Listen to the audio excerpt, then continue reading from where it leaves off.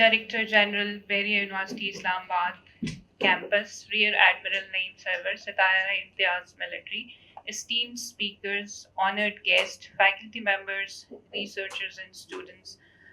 Assalamu alaikum, and a very warm welcome to all of you. It is my distinct honor to invite our respective Director General to deliver the welcome address. Honorable Investor Mr. Masood Khan Sahab, distinguished guests, ladies and gentlemen, Assalamu alaikum. It is indeed my distinguished privilege to welcome you all here, the ambassadors, the diplomats, speakers, faculty members, researchers, and honorable guests to Bahria University Islamabad campus. We are honored to host this roundtable on Pakistan's foreign policy outlook, strategic challenges, and diplomatic opportunities, bringing together some of Pakistan's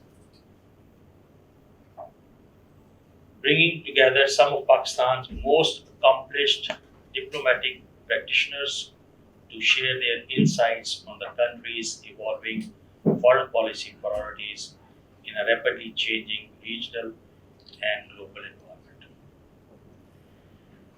Ladies and gentlemen, at a time of increasing geopolitical complexity, the perspectives of experienced diplomats are invaluable in understanding the challenges and opportunities before Pakistan. I hope that today's discussion will foster meaningful dialogue, strengthen collaboration between academia and the diplomatic community, and generate practical policy insights for advancing Pakistan's national interest in regional peace. I welcome you all for this roundtable talk once again, and I'm very grateful to each one of you for your gracious presence, and I look forward a very meaningful dialogue. And thank you very much, Pakistan Zindabad. I would now request Principal Humanities and Social Sciences Department, Bahria University Islamabad, Dr. Adam Saud, for his welcome remarks. Thank you very much. Bismillah ar-Rahman ar-Rahim.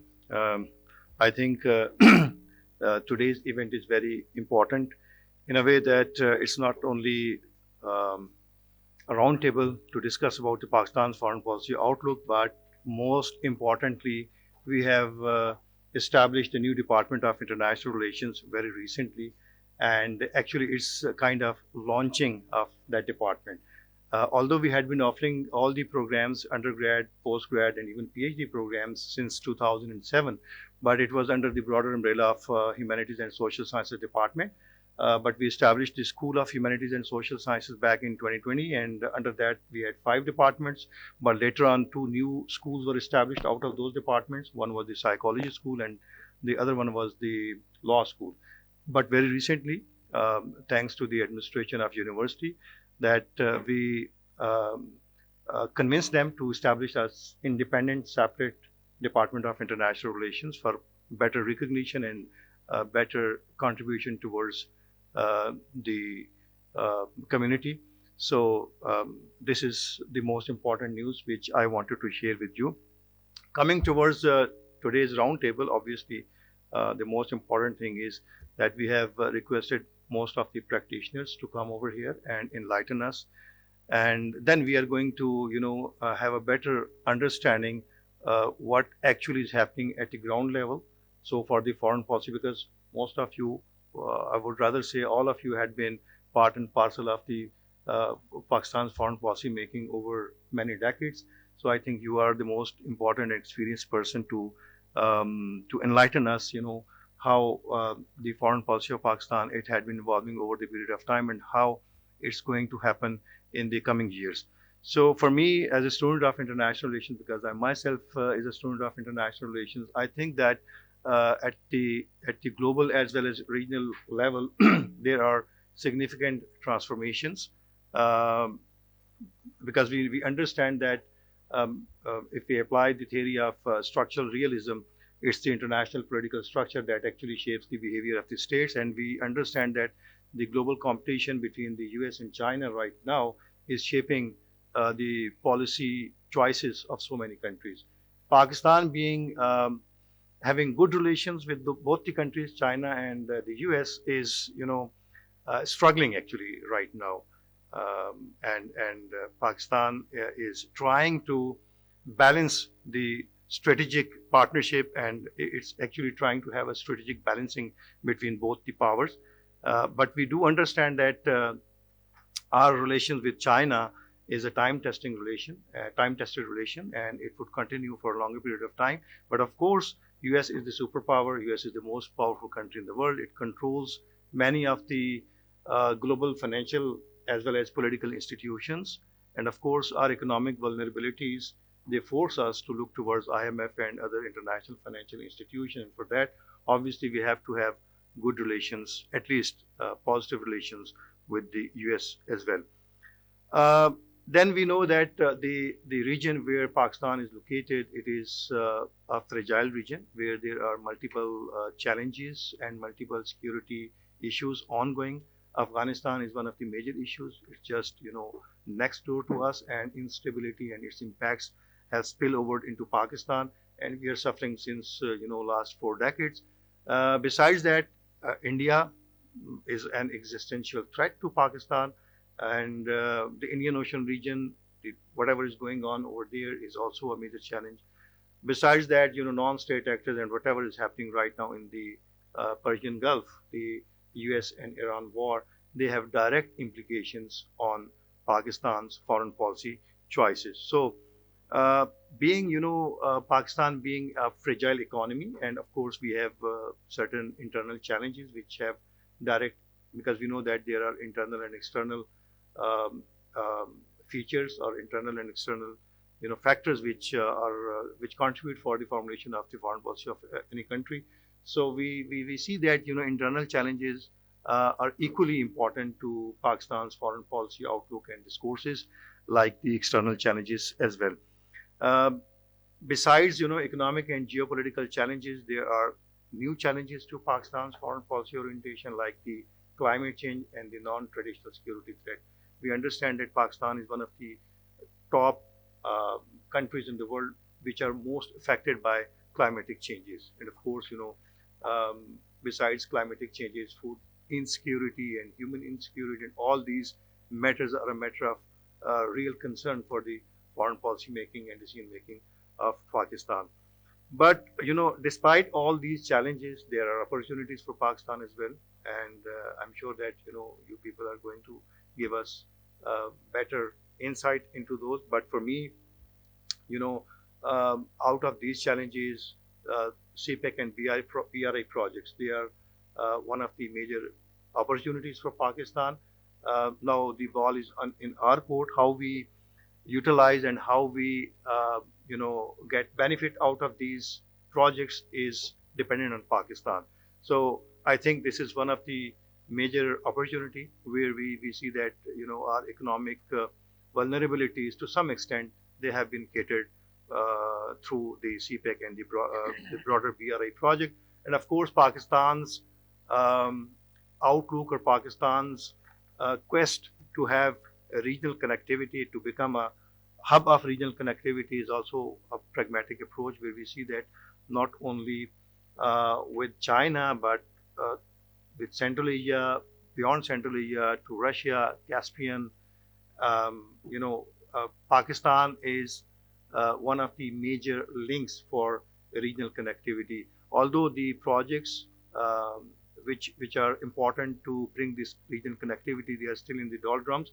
But of course, the progress to some extent has been witnessed. For example, if you look at the TAPI pipeline project, the Turkmen government, it has constructed the pipeline onto this its own territory.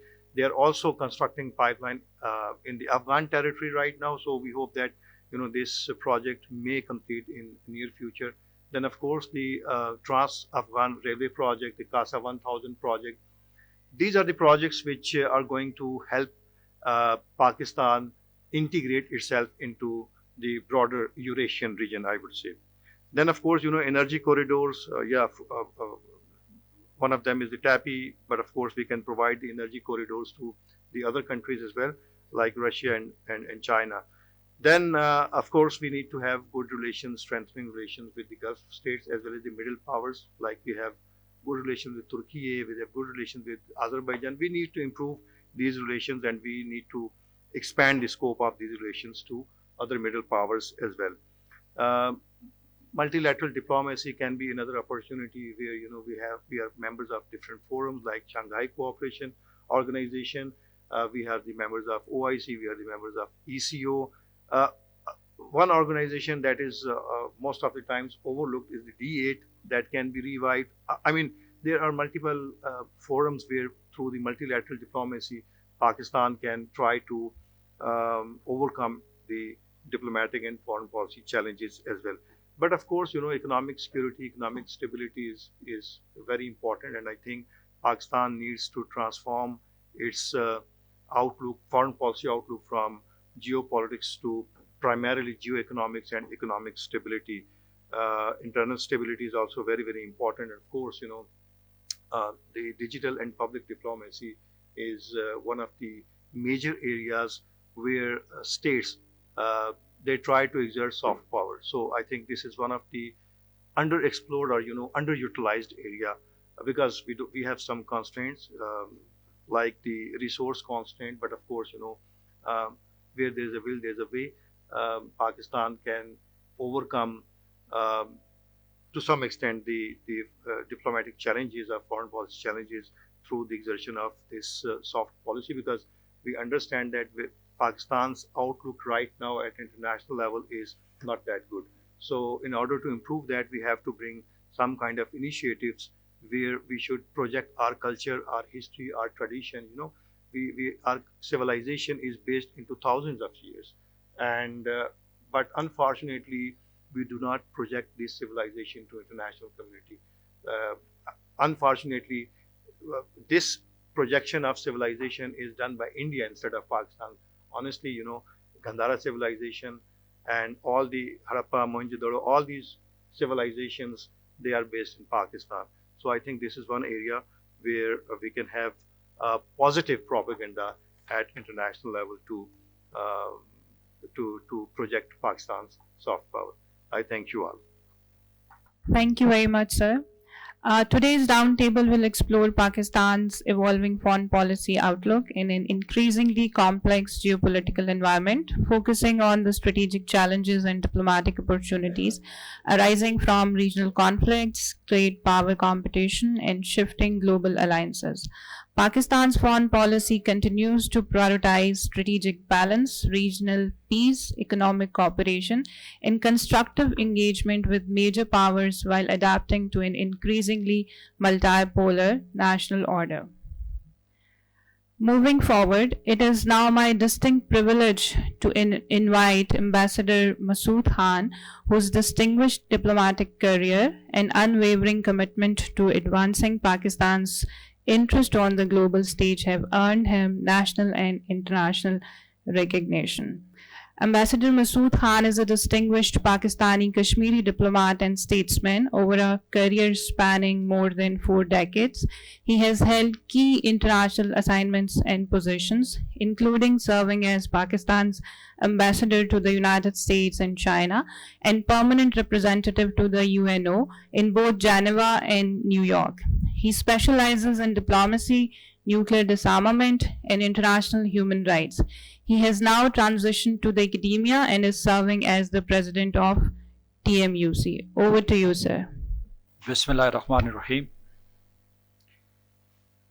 In the name of Allah, the most merciful, the most beneficent, Honorable Director General, Honorable Principal, and Head of Department of International Relations, it's a pleasure to be here. And I'm pleased to see that Bahria University has introduced this new vertical relevant to your remit. I would say that we've been interacting with NEMA over the years, and we've been emphasizing that Pakistan should now become a maritime power. I mean, in addition to ensuring maritime security, it should become a maritime power. And the second thing is that I would like to emphasize is that Pakistan has two very stark challenges right now. One is, of course, I mean, the global role that we are playing and how to capitalize on it. And the second is how to secure the periphery of Pakistan, which is Balochistan, Khyber Pakhtunkhwa, Gilgit-Baltistan, and the South Kashmir, because our enemies are penetrating into these territories and making Pakistan vulnerable. The third priority is economy. If it is not a strong economy, we would be a giant with feet of clay. So, with that, I have prepared some remarks. The reason is that I was told that you're budgeting this conversation in terms of time. So, in order to meet the deadline, my prepared remarks. So, first, some perspective. There's a famous maxim: foreign policy begins at home. This is true of Pakistan. The general perception is that foreign policy is the business of the foreign ministry, the prime minister's office, and the defense forces. That characterization is only partially accurate. The government as a whole makes policies, and the Foreign Office and its missions abroad, supported by all line ministries and relevant institutions, implement them. In addition, intergovernmental organizations, the private sector, civil society, and new and traditional media play a pivotal role in shaping and executing foreign policy. It takes many forms: bilateral, multilateral, minilateral, and plurilateral. While ideology is the compass for foreign policy, its other key determinants are location, sovereignty, polity, economy, and culture, all subsumed in national power. The evolution of Pakistan's foreign policy has seen many phases: survival and consolidation as a state, the most allied ally of the United States-led bloc during the 1950s and early 1960s, diversification of our foreign policy by moving close to China and for a very brief period to the Soviet Union. After the traumatizing debacle of the separation of East Pakistan, Pakistan was forced to opt for realpolitik. We closely watched our national interest by pursuing our nuclear program and to some extent the economic well-being of our people. Our strategic entanglements during the Cold War, the Afghan war against the Soviet Union, and the war on terror benefited and drained Pakistan. Looking back, the losses outweighed the gains. Though we secured a cover for the development of our nuclear program, we could not develop simultaneously the full potential of industry, agriculture, and technology. During the war on terror, we were marooned in a no-win war. India, Indonesia, and Vietnam at the same time galloped ahead economically, and this gave them military and strategic strength as well. By now, we have learned some lessons, but let's not hark back. Instead, let's forge ahead using the strength of our diplomatic repertoire accumulated over the decades. Today, as we hold this discussion, Pakistan stands at two of the highest diplomatic peaks, unmatched by any other nation. The first was after Marka-e-Haq, when our narrative dominated worldwide, and the second this year when Pakistan brokered the ceasefire and helped finalize a memorandum of understanding between the United States and Iran. This year's success is not hyperbole. This is fact, corroborated by all nations except India and Israel. As we speak, Pakistan is trying to repair the damage done to it and broker an end to yet another round of hostilities and diplomacy to save the world from the scourge of war. Let's write this chapter in golden words in our and world history by chronicling what has happened and the craftsmanship that has gone into it. Think tanks assembled here can fulfill that obligation. But beyond that, we now have an opportunity to pivot Pakistan as the most consequential state in the West Asian hemisphere that connects East Asia with West Asia, Central Asia with Southwest Asia, the Middle East with East and North Africa.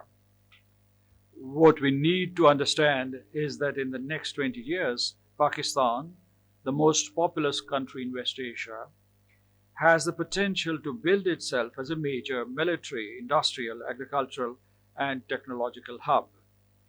With a population of 250 million, with a growing middle class, with increasing investment in higher education and new technologies, we can become the 10th largest economy by 2047, a prediction made by the World Bank in its report, Pakistan at 2047.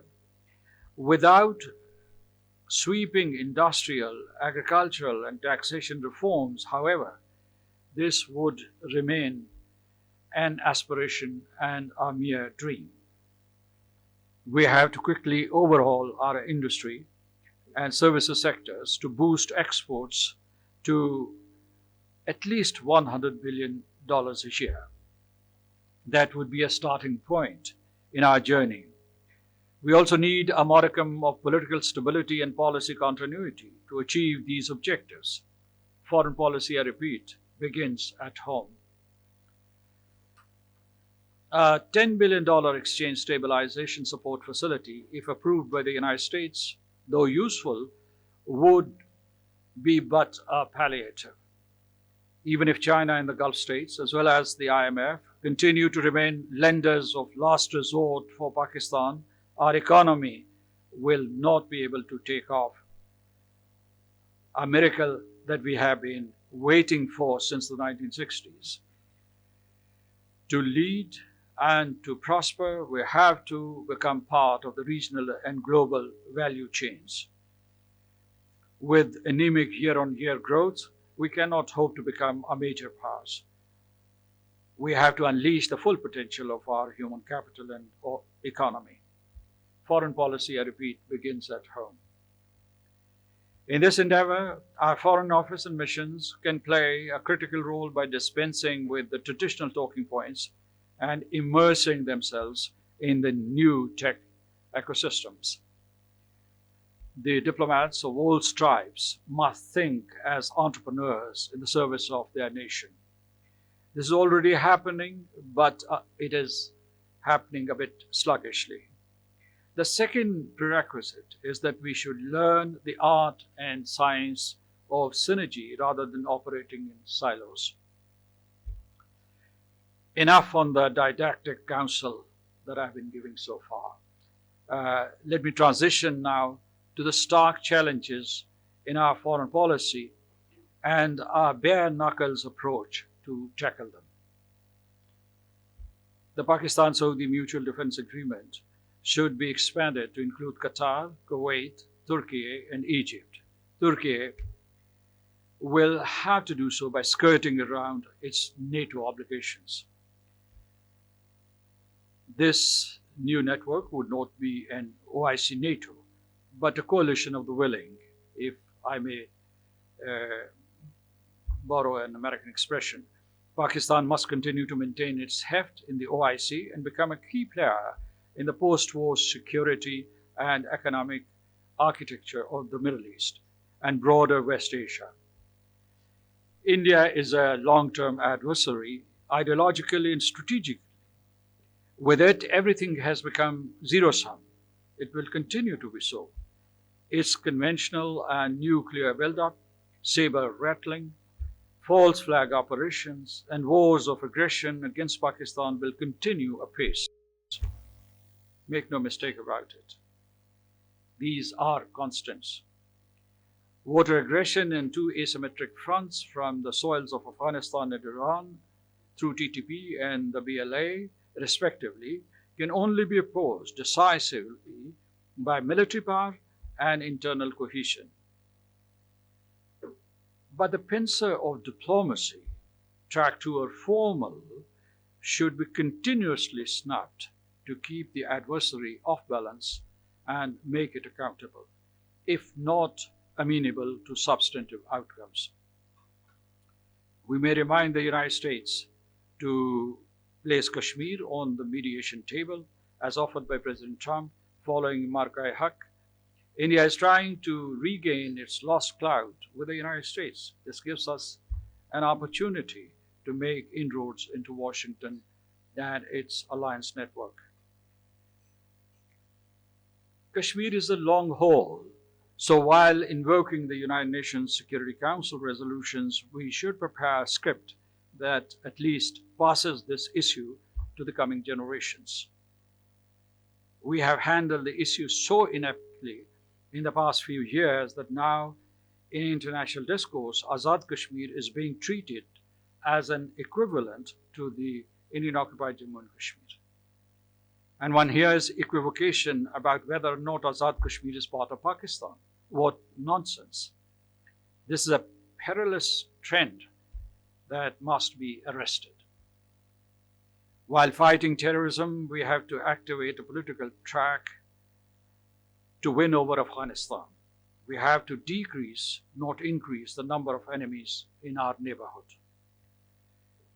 Let's hope that the dramatic turnaround in our relations with the United States is not Trump-specific and transient. To ensure its longevity, we have to institutionalize our relations not only in defense cooperation, but also in technology, renewables, and higher education. Without such underpinnings, the relationship will be prone to a rupture. Relationships with China and the United States are not substitutes, but complements. We need both, with China being the defense and economic backbone, and the United States for integration into the global system and staving off harm to Pakistan. But let's not take China for granted either. Pakistan is also proactively trying to strengthen its ties with Russia, Europe, Africa, and Southeast Asia. This is the right approach that our foreign policy decision makers are taking. And it is succeeding. The post-war world order is crumbling down before our eyes. The entire world has woken up to the age-old adage, might is right. Practicing diplomats know that the rule-based order has always been invoked and used selectively and duplicitously. A huge void is emerging. The multipolar order will fill this void only partially because of mutual competition amongst the rising powers. There is an opportunity for Pakistan as an emerging middle power to help shape a new order based on Islam's universal and inclusive tenets. This may sound grandiose, but Pakistan has to think big to carve its place and to reach its destiny. The extended post-colonial period is coming to an end and is being dismantled by its architects and custodians. With astute diplomacy, we can help create a brave new world and stem its descent into Hobbesian, nasty, and brutish anarchy. Thank you so much. Thank you so much for your insightful and thought-provoking remarks, sir. Your invaluable perspectives on Pakistan's foreign policy and the evolving strategic landscape has set an inspiring tone for today's deliberation. Moving forward to our next speaker, I would like to now invite Ambassador Azaz Ahmad Chaudhry as a keynote speaker for his remarks. Ambassador Azaz Ahmad Chaudhry has an extensive diplomatic career of 37 years. He has been the ambassador of Pakistan to USA and Netherlands. He has also represented Pakistan in the UN as Deputy Permanent Representative in New York. He has also served as political counselor in the Embassy of Pakistan in Washington, D.C. Ambassador Chaudhry has also acted as the Foreign Office spokesperson and Director General for South Asia, where he was closely associated with the peace processes with India. He has served as the DG of I Institute of Strategic Studies in Islamabad. He is also an established author. Over to you, sir. Thank you very much, Bahria University and Dr. Saira Basi for inviting me. Historically, Pakistan's relations with the United States have followed a trajectory of a roller coaster. The two countries could never form a durable, broad-based partnership and came close to each other only when their interests converged, such as 1950s, 1980s, and 2000s. It has also been a transactional relationship where the United States viewed Pakistan through specific lenses, be it security or India or Afghanistan or China or nuclear proliferation, etc. However, people-to-people ties have continued, though at times these were also affected by government-to-government relations. After years of mutual disenchantment, the year 2025 witnessed a thaw in the relationship. Before I discuss the reasons for the reset in this relationship and whether this reset will last, let me share with you my perception of how the world around us is changing. I think Ambassador Masood Khan has briefly also referred to the present state of the world disorder. We know that the world is no longer unipolar. It is multipolar as several centers of power have emerged. It is more militarized world, a more protectionist world. Multilateral institutions such as the United Nations have been marginalized. Hyper-nationalism has gripped many societies, and populist leaders are spewing hatred in the name of ethnicity, race, or faith. Several theaters of global contestation have appeared, and the US is involved in nearly each one of them. And I will, for brevity, will not go into how the US involvement in each of those theaters is. In this turbulent and complex world came the second term of the Trump administration. President Trump believes that globalization has undermined the US interests.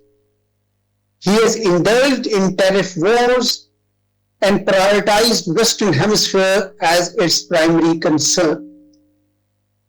At the domestic front, Trump is against illegal immigration, wants his country to become a manufacturing hub, and wants to revitalize his country's infrastructure.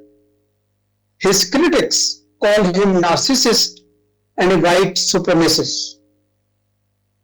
In South Asia, the US relationship with India has nosedived under Donald Trump for several reasons, including India's reluctance to acknowledge the role played by the US in securing a ceasefire between India and Pakistan on 10th May 2025, or buying Russian oil while ignoring US sanctions, or maintaining relations with China while being a part of the US-led arc of containment of China.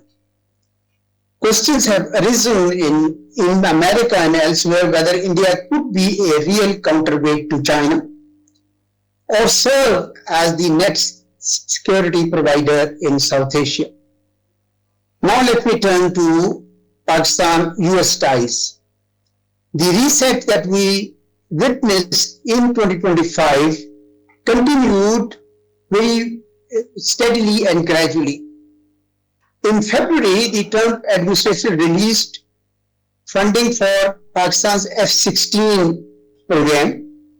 In March, President Trump thanked Pakistan in his State of Union address before the US Congress, and later the CENTCOM chief also appreciated Pakistan's counter-terrorism efforts.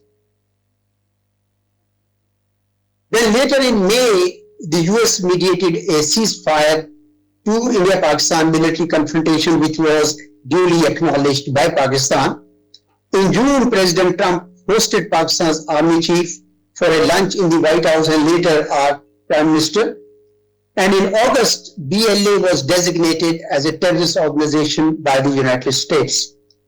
The year ended with another release of $686 million for F-16 maintenance and modernization, and Pakistan responded by nominating President Trump for his positive role in securing peace in South Asia, and nominated him for Nobel Prize. In 2026, Pakistan is closely engaged with the US and Iran, as well as the Gulf states, to broker a ceasefire and mediate a lasting peace in the region. In strategic recalibration, both countries now maintain strong mill-to-mill and intel-to-intel cooperation and are committed to countering terrorism. There is also desire to expand economic and trade relations and cooperation in energy, agriculture, new technologies, cryptocurrency, and extraction of critical minerals, especially lithium, rare earth elements, and copper, which are all crucial for semiconductor industry, defense technology, robotics, among others. Now, a question arises whether this recent thaw is transactional. Most probably it is, keeping in line with the pattern of Pak-US relations. However, an attempt is being made to institutionalize this trend in the American system. It is a welcome development that the agenda of bilateral relationship is not centered exclusively on security issues. Other areas of possible collaboration are being identified, such as minerals, energy, crypto, etc., as I indicated above. Washington is well aware of the extent of Pakistan's relations with China. The good news is that Beijing favors Pakistan's tranquil relations with the United States. Further, the global alignments are always changing, and there is space for countries to cooperate with any power based on its own national interests.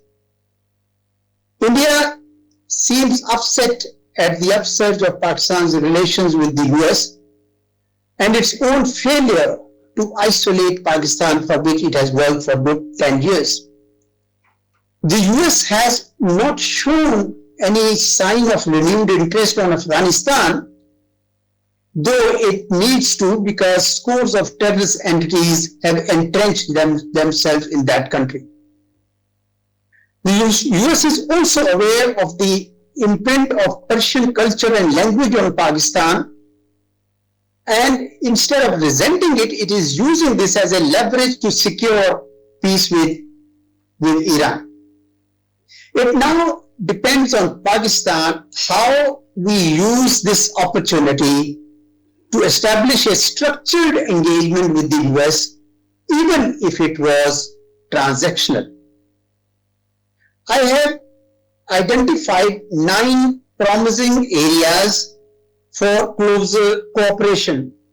I'll mention only some of them and will not go into detail because we have many other speakers to contribute to this conference.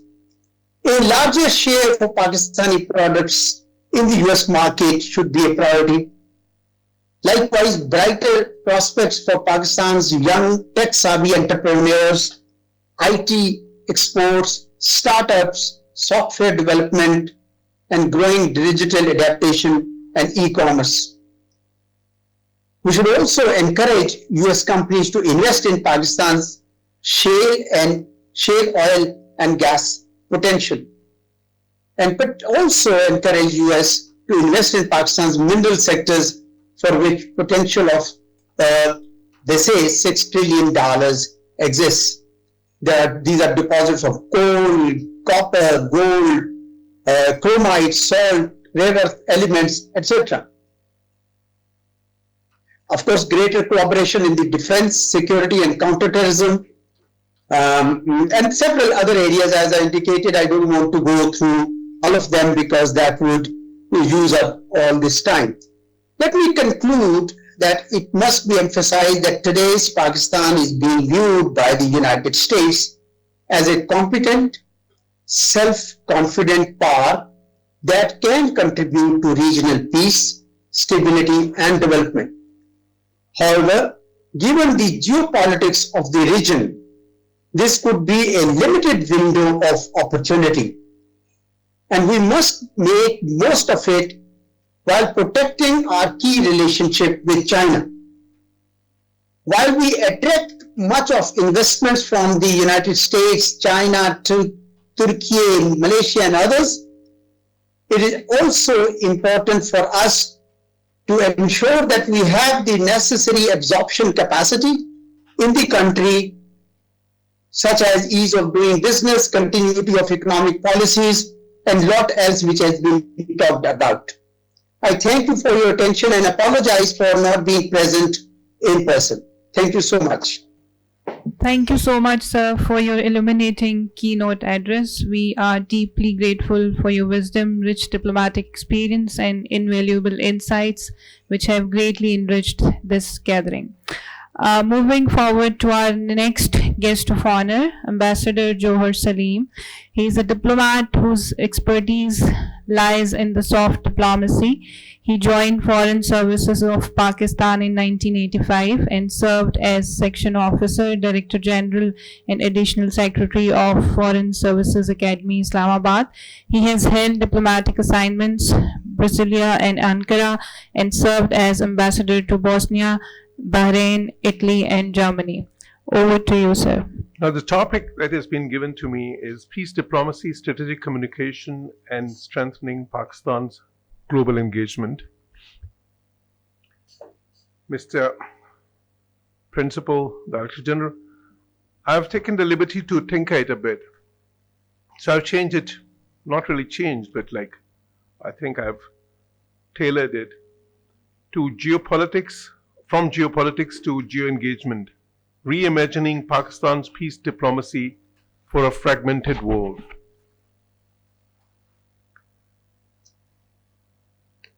Peace is not merely the absence of conflict. It is the presence of justice, dialogue, and mutual respect. These are not my words, actually Kofi Annan's words, but I think they hold true today as much as they did when he uttered them. Ambassador Masood Khan and Ambassador Izaz Chaudhry Saab, they both talked about the times that we are living in. And indeed, these are very tempestuous times. The international system is undergoing perhaps its most profound transformation since the end of the Cold War. We are witnessing not merely a redistribution of power, but a redefinition of the very instruments through which nations pursue their interests. The certainties of the past, regardless of the fact whether those were good certainties or bad, they've given way to strategic ambiguity. Geopolitical rivalry has returned with renewed intensity. Military conflicts continue to erupt in different regions. Economic interdependence, once viewed as a guarantor of peace, has itself become an instrument of strategic competition. Artificial intelligence is transforming the nature of diplomacy, while information has become both a strategic asset and a battlefield. In such an environment, the true measure of a nation's influence is no longer determined solely by the size of its economy or military. It is increasingly determined by its ability to build trust, shape narratives, forge partnerships, and remain a credible advocate for peace. For Pakistan, ladies and gentlemen, this moment presents not only formidable challenges, but also significant opportunities. Our foreign policy has always been shaped by geography. We are situated at the crossroads of South Asia, Central Asia, Middle East, and Western China. Few countries occupy such a strategically consequential location. Now, when we say strategically consequential location, that is not necessarily a bonus, not necessarily a boon. It could be a bane as well, and it has been for Pakistan. And we have to remember that geography alone does not create influence. It can offer you opportunity, but it's your diplomacy which can convert that opportunity into strategic advantage. Now, in a world which is becoming increasingly multipolar, and it's not really, it's always being sort of, portrayed as something to be cherished, that the world is turning into a multipolar dispensation. But I personally believe that it might be even more complicated than what it was. Multipolar is not necessarily good. We should have aspired for a non-polar world, perhaps for an apolar world. Multipolar could complicate things further, but that's how it is. New centers of economic, political influence are emerging. On the positive side, middle powers are exercising greater agency. Regional organizations are becoming more important. Economic connectivity is increasingly shaping strategic alignments. Now, this evolving international landscape requires countries such as Pakistan to move beyond a reactive foreign policy towards one that is proactive, innovative, and opportunity driven. I think a lot has been said about Pakistan's diplomacy recently, and the accomplishments in terms of primarily two things. One is how we have been able to balance our relations with China, with the US, with the West, with the East. Yes, it's remarkable. How we have evolved or carved out a role for ourselves as the peacemakers. And we have gotten global acclaim for that, global recognition for that. Yes, that has been amazing, remarkable.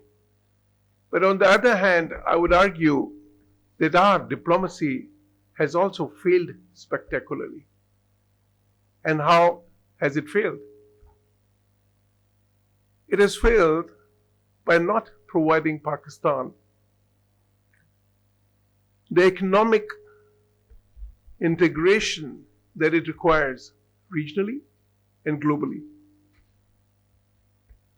It has failed to integrate Pakistan in the global loop of trade, tourism, and investment.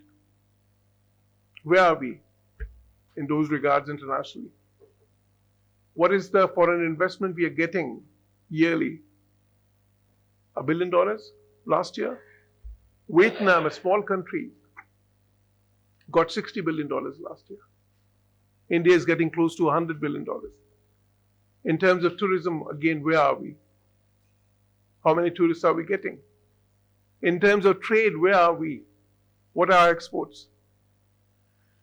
So we have to realize that diplomatic prominence in itself should not be an end. It has to be a means to something. At the same time, national security can no longer be understood only through military capabilities. Food security, climate resilience, cyber security, technological innovation, economic competitiveness, and human development have become equally important pillars of national power. Accordingly, our diplomacy has to evolve. Peace diplomacy in the 21st century is not simply about preventing wars. It's about creating conditions in which cooperation becomes more beneficial than confrontation. Pakistan possesses considerable diplomatic capital in this regard, but that has to be translated into economic linkages. Our diplomats have played a distinguished role in multilateral institutions. We have consistently contributed to the United Nations, as mentioned by Ambassador Masood Khan, and he's done it himself as well.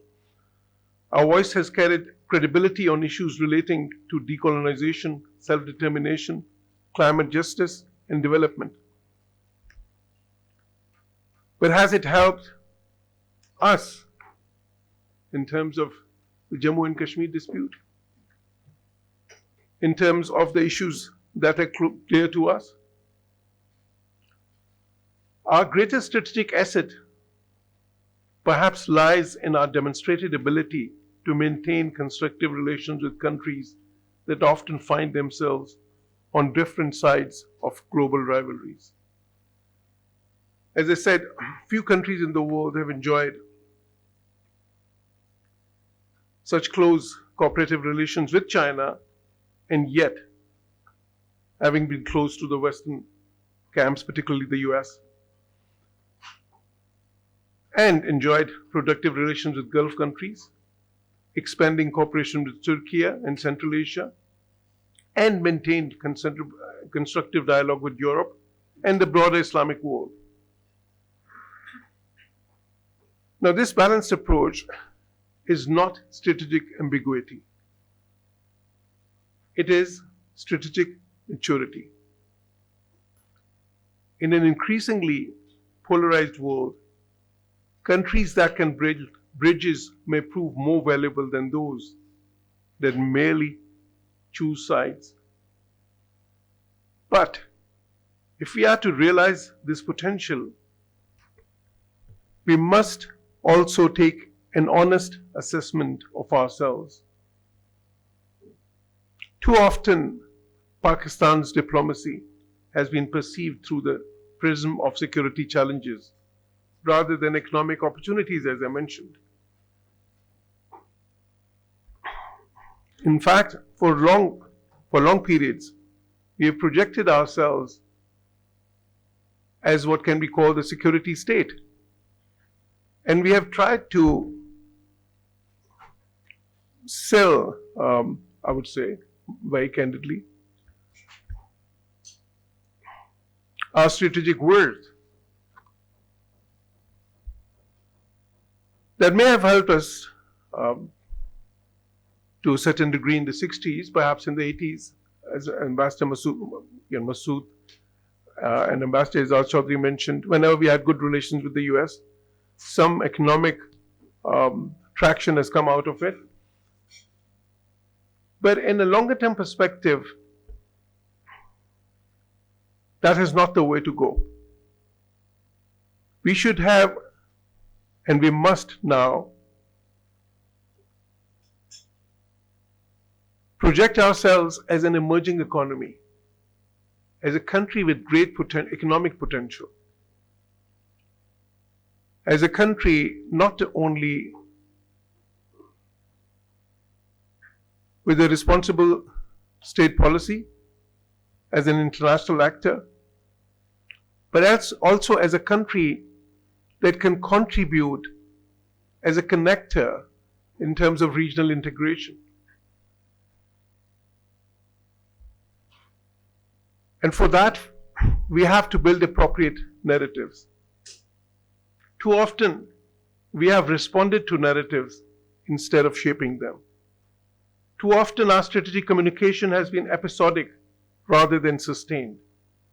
And too often, we have underestimated the importance of perception in the international relations. The reality is simple. Facts matter, but perceptions often shape policy.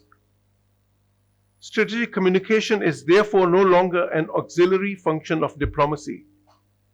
It has become one of its principal instruments. Every policy requires an accompanying narrative.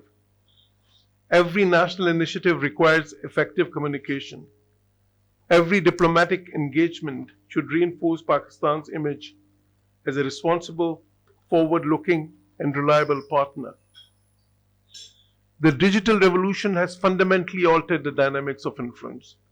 Today, governments communicate not only with other governments, but also with businesses, universities, think tanks, media organizations, technology companies, civil society.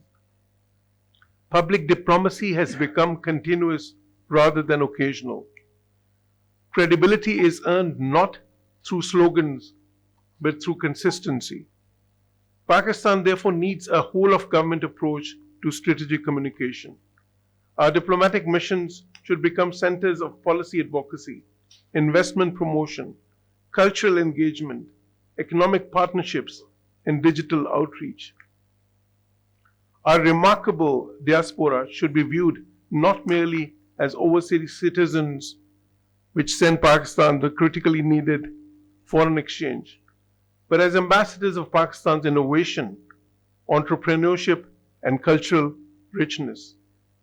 Likewise, our universities, artists, scientists, entrepreneurs, sportspersons, and young professionals should become integral components of our international engagement.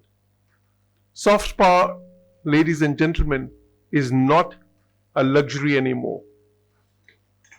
It is an indispensable element of national competitiveness. Peace diplomacy also requires economic purpose. The 21st century increasingly rewards countries that connect markets rather than divide regions. Pakistan's long-term strategic success will depend not only upon managing geopolitical competition, but also upon becoming an indispensable hub of regional connectivity. Our future lies in facilitating trade, transport, energy corridors, digital connectivity, and people-to-people exchanges across regions. Economic diplomacy, as I said, should therefore become the central pillar of our external engagement. Foreign policy cannot remain detached from domestic economic transformation. A nation that inspires confidence at home projects confidence abroad. Similarly, sustainable peace abroad ultimately rests upon resilience at home. So allow me, ladies and gentlemen, to offer 6 recommendations for strengthening Pakistan's global engagement. Very briefly. First, Pakistan should articulate a long-term foreign policy vision extending beyond immediate crises. Strategic consistency enhances international credibility. Second, economic diplomacy must become the organizing principle of our external relations. Every embassy should be assessed not only on political reporting, but also on contribution to trade, investment, technology partnerships, tourism, and educational collaboration. Third, Pakistan should significantly strengthen its strategic communication architecture by integrating traditional diplomacy with digital diplomacy, media engagement, and policy outreach. Our narrative should be proactive, evidence-based, and future-oriented. Fourth, we should invest more substantially in knowledge diplomacy. Partnerships among universities, think tanks, research institutions, and innovation ecosystems create enduring influence that often surpasses conventional political engagement. Fifth, Pakistan should continue to champion dialogue, mediation, and peaceful dispute resolution at regional and international fora. In an increasingly divided world, bridge builders are indispensable. Finally, we must invest in our greatest national asset, our people. Human capital, technological capability, and institutional excellence ultimately determine the effectiveness of any foreign policy. Our foreign policy could be only as good as we are internally. Ladies and gentlemen, Pakistan does not seek influence through confrontation, nor does it aspire to become a participant in great power rivalries.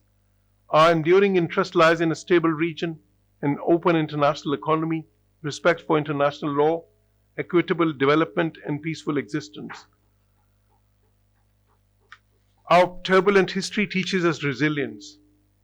Our geography offers opportunity.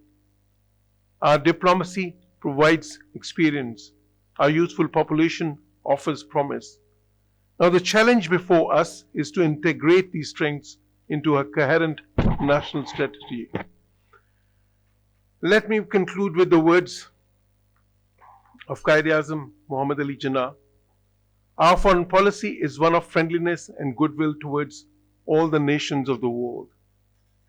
Those words remain as relevant today as when they were first spoken.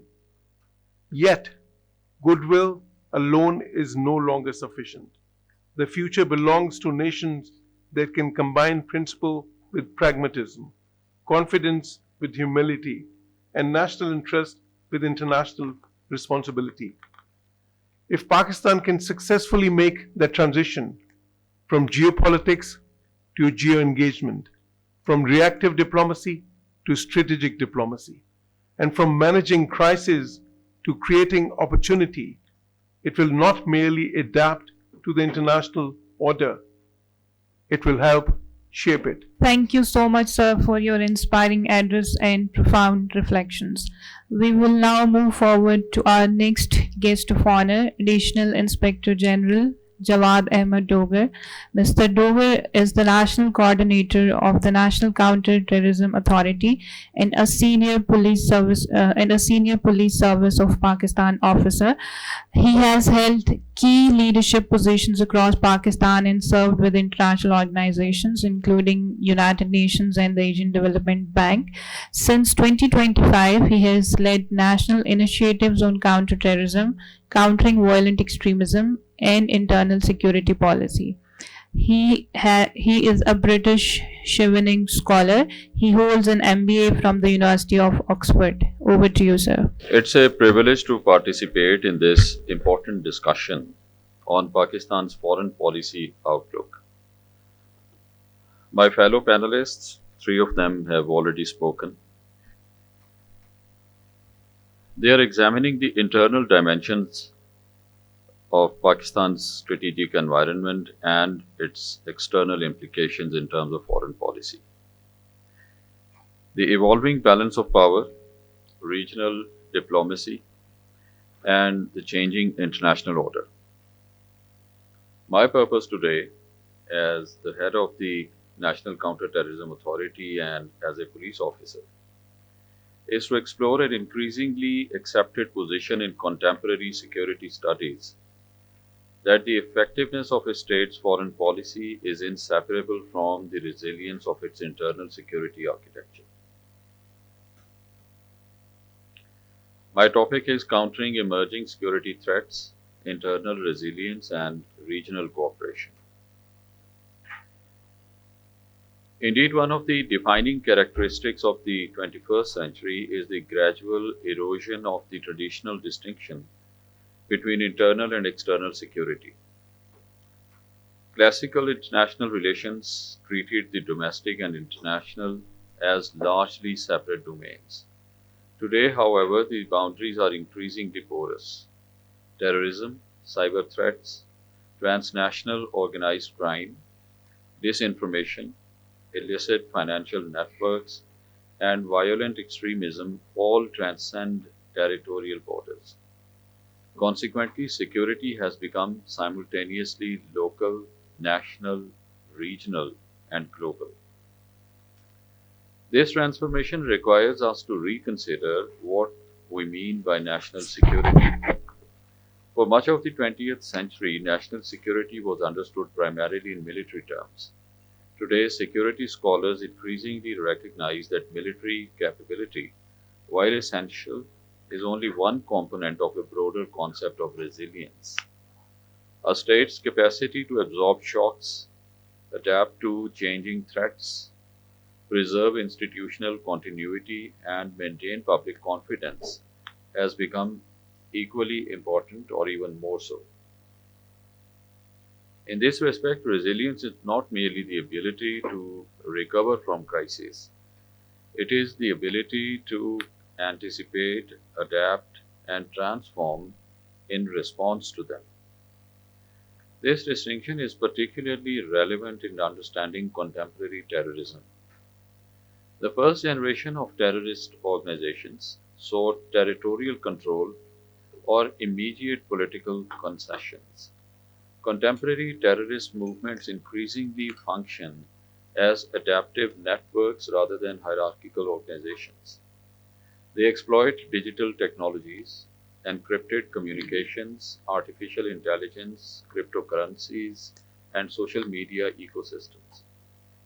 Their operational flexibility enables them to regenerate even after suffering significant tactical setbacks. This has important policy implications. Success in counterterrorism can no longer be measured solely by the number of disrupted attacks or dismantled organizations. Rather, it must also be assessed by the extent to which institutions become more capable, societies become more cohesive, and extremist ideologies lose their capacity to attract support. In other words, resilience becomes both the means and the measure of success. Pakistan's own experience illustrates this evolution. Over the past 2 decades, Pakistan has undertaken one of the most extensive counterterrorism campaigns in the contemporary world. The enormous sacrifices made by our armed forces, law enforcement agencies, intelligence organizations, and civilian population are well known. Yet the most enduring lessons from this experience are institutional rather than purely operational. Counterterrorism has gradually evolved from being viewed as the responsibility of individual security agencies to becoming a whole of government endeavor. Intelligence integration, legislative reform, financial regulation, strategic communications, countering violent extremism, capacity building within provincial institutions, and interagency coordination have all become recognized components of national security. This reflects an important conceptual shift. Security is no longer understood simply as the absence of violence. It increasingly denotes the presence of institutional capacity. That observation naturally brings me to the role of resilience. The literature on resilience often distinguishes between robustness and adaptability. Robust institutions are able to withstand shocks. Adaptive institutions learn from them. Both qualities are indispensable. Adaptive institutions recognize that threats evolve faster than bureaucracies.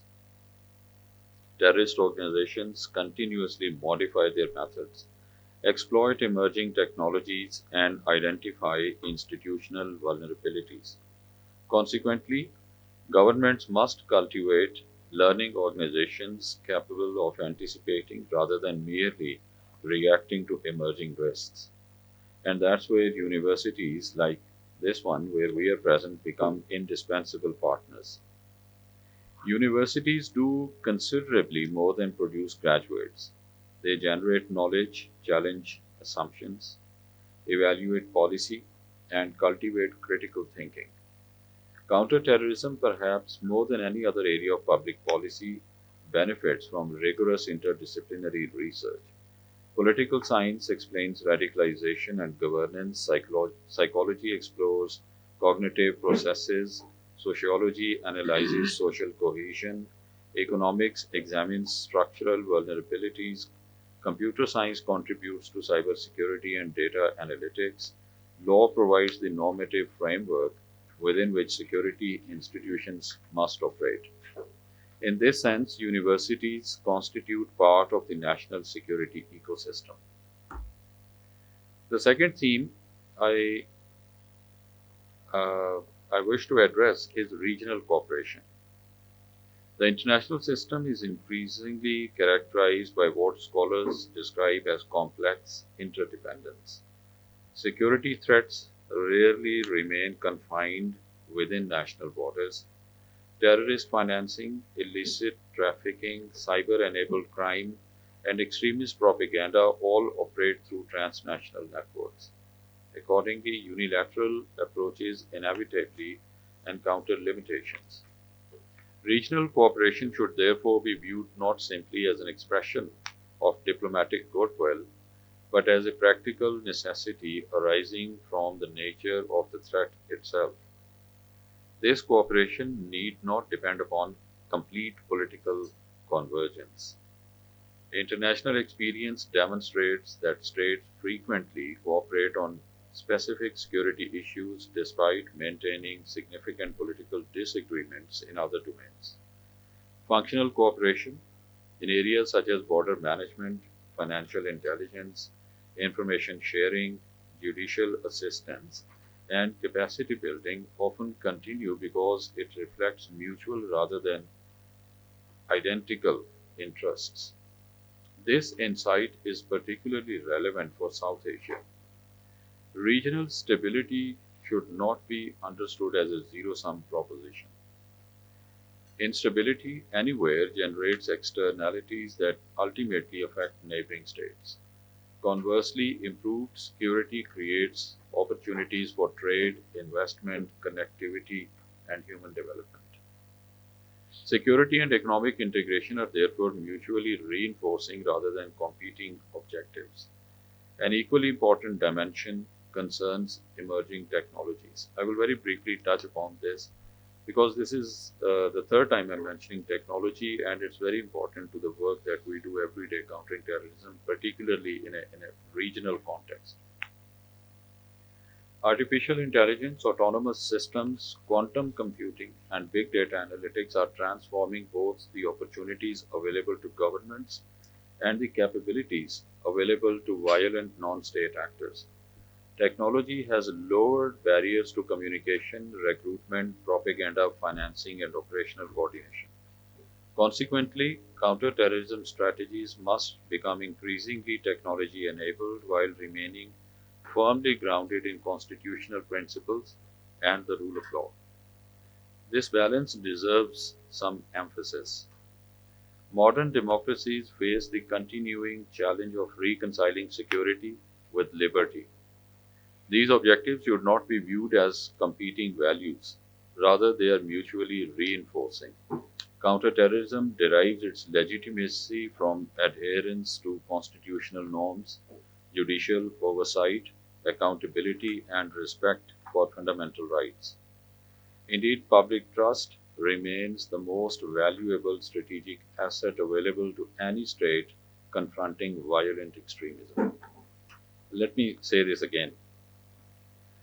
Public trust remains perhaps the most valuable strategic asset available to any state countering violent extremism. Excuse me. Permit me, finally, to return to the broader theme of today's conference, Pakistan's foreign policy outlook. Foreign policy is often described as the external projection of national interests, yet national interests themselves increasingly depend upon domestic resilience. I'm not an expert in foreign policy, but maybe as a law enforcement professional, I can personally vouch for this view.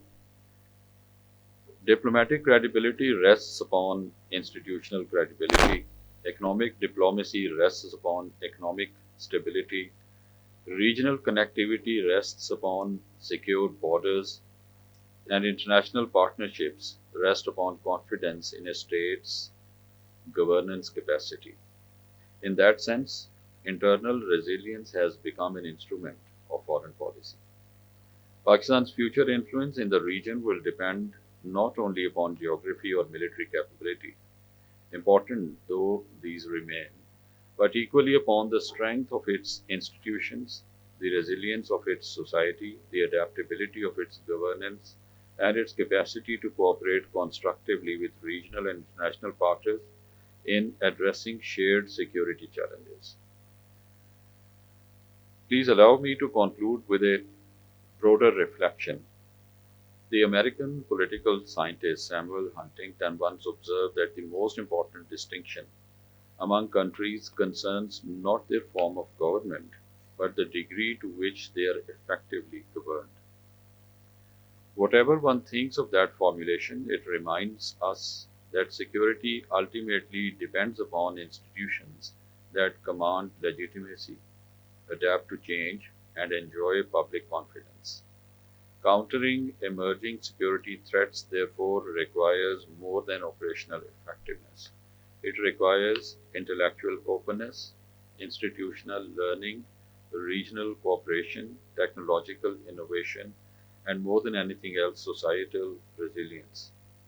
These are not merely security imperatives, they are prerequisites for sustainable development, effective diplomacy, and lasting peace. Thank you very much. Thank you very much for your inspiring address, sir, and profound reflections. Moving towards our next guest of honor, Ambassador Dr. Major General Retired Raza Mohammed, Hilal-e Imtiaz Military. Major General Raza Mohammed is a security practitioner and a strategic affairs scholar with 4 decades of leadership in military operations, intelligence, diplomacy, and policy research experience. He has been a former president of the Islamabad Policy Research Institute and Pakistan's High Commissioner to Mauritius. He holds a PhD degree in international relations and is a frequent speaker at national and international strategic forums. Over to you, sir. First of all, with the permission of Chair, Ambassador, former President of the Azad Jammu and Kashmir, Masood Khan sir. We know each other since long. The DG of the institution, Principal. First of all, congratulations for this initiative and establishment of International Relations Department, which is now, of course, my own favorite department. And ladies and gentlemen, thank you so much for inviting me for this August gathering. I think I'll begin with what Dr. Adam Masood said. There is no doubt that realism has been and shall remain the edifice of international relations, the conduct of interstate relations, I would say. Although we have wrappings of liberal democracy, liberalism, sometimes other things, but what sits at the core of the interstate relations is the realism and the power in whatever shape, whether it is economic power, military power, power of knowledge, power of social acceptance, and so on. But fact remains, it is a reality. The second thing which I would like to begin with is, as the topic which has been given to me has 3 basic parts. First of all, the global environment and the regional environment. Secondly, the challenges that Pakistan faces in this milieu. And thirdly, what are the responses? So, Ambassador Masood and other speakers also said something about the rules-based world order. It has been effectively ruptured indeed. The international institutions, the United Nations, the conventions, the agreements, the rules, norms, everything sits on the side. And international world, and especially today, the United States of America, which is still a preeminent military, technological, and economic power, and also Israel, which is the main concern of the world today, operate in a moral and legal vacuum. There are no morals, there are no legalities there. The word is extremely defined by the anti-immigration, deglobalization, decoupling, friendshoring, tariff, and trade barriers. Nothing moves unless we discuss about the global rivalry, or which is the contestation going on between United States of America and China. What are the challenges for the United States of America and the President of United States of America? First of all, he or they have to slow down their own decline. And secondly, the biggest challenge is how to scuttle the Chinese rise. There are two differences between approach of these two great countries. United States operates with military power and coercion at the forefront. Whether it is military coercion, economic coercion. Just see the example of Strait of Hormuz, when President Trump said that he will levy 20% tax and all that, and next day he says that the rulers have called me and they have decided that they will invest about so many $1 trillion and $1 billion in United States. So by coercion and by everything, they are doing this. But when it comes to China, China has a very, very different approach. China's approach is on the basis of soft power, and soft power mainly on the vehicle of economy. After 9/11, when United States and allies were busy fighting wars, spending trillions, killing millions, very quietly China moved on the vehicle of economy. Belt and Road Initiative, I don't have to go into detail, or CPEC and all. But today, China has workable, good relations with 150 countries approximately. They're all part of its Belt and Road Initiative. The other challenge for United States presently is resurgent Russia, and most importantly, defiant Iran, which is fighting with tenacity and grit and taking United States to the last limits. The other challenge is waning influence of United States in the world, and their alliances are kind of breaking up already, whether it is NATO, whether it is EU. Israel, which was, I think, as they say, the tail wags the dog, has become a drag and burden for the United States of America. And today their rating, their acceptance in United States has gone very low, and it has affected the acceptance of President of the United States as well. And it's a more of a drag. And yesterday I saw a scroll on the television that President Trump was saying, Netanyahu wants me to continue with the war, which I do not want to. Another challenge which they have is the lost trust. Lost trust in the GCC countries. They had provided a security umbrella which has been effectively ruptured in a way. And today, KSA and other countries are looking towards the other avenues. Pakistan has already signed the strategic defense agreement with KSA. We are hearing that Kuwait also wants it. Turkey and Indonesia may be the next. So this all is a very great challenge for the United States and Trump. When we come to the Iran-USA war, it has actually affected America. A dent has been created in the pride, status, and supremacy of United States of America, and it has bred a discord at home. We have discussed it already.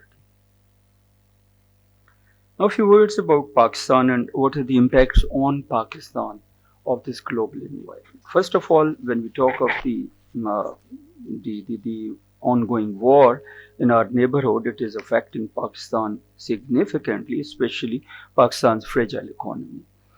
The price of oil, the diaspora is there in the Gulf countries. They are being sent back home.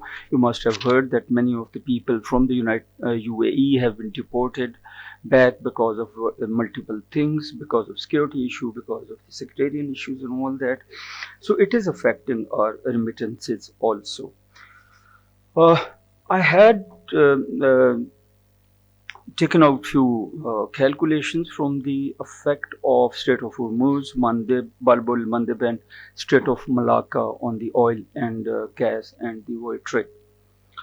When we talk of the Strait of Hormuz, 39% oil and 19% gas flows from here. Bab el Mandeb, 10 to 12% of oil and 25% of gas. Strait of Malacca, 45% of the oil and 25% of the global trade goes through Strait of Malacca. And if we talk of the risk, it is $10 billion a day risk to economy when these strategic points are affected. As far as the war is concerned, war aims, I think just a few words about war aims. There are stated aims, there are unstated aims of the war. To my mind, the biggest aim is control of energy and choke points by the United States of America. Secondly, maul Iran to the extent that it ceases to remain a challenge to Israel, and Israel becomes uncontested regional power. Security architecture will be recarved. The Gulf states will have to pay perhaps more. They cannot get out of the shackles of United States of America. Petrodollar is another important thing which President of United States wants to make happen. When he says make America great again, America cannot become great again unless it has control on all the energy resources, plus more money comes in and there are more jobs and he controls the border. That is how the anti-immigration things work. Pakistan challenges fragile economy. I think one thing which has been talked over is the internal polarization and the heightened proxy war. After defeat in the Marka-e-Haq, India did not have too much of choices.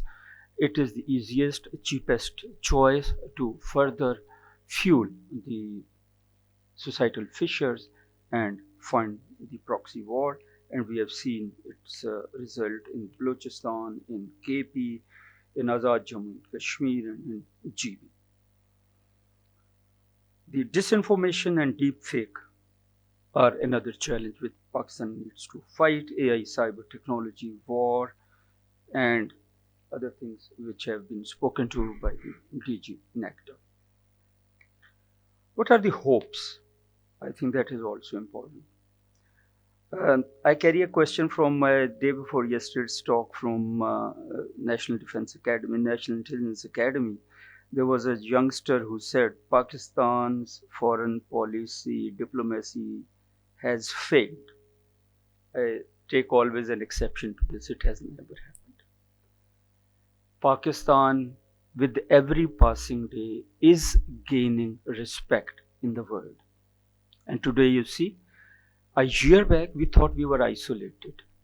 A year back, the people in Washington would say, there's no appetite in the Washington to talk to Pakistan or cooperate on Afghanistan. And today, the President of the United States does not tire, is always repeating, Field Marshal is good, Prime Minister is good, Pakistan is a great country, they are a great people. Why?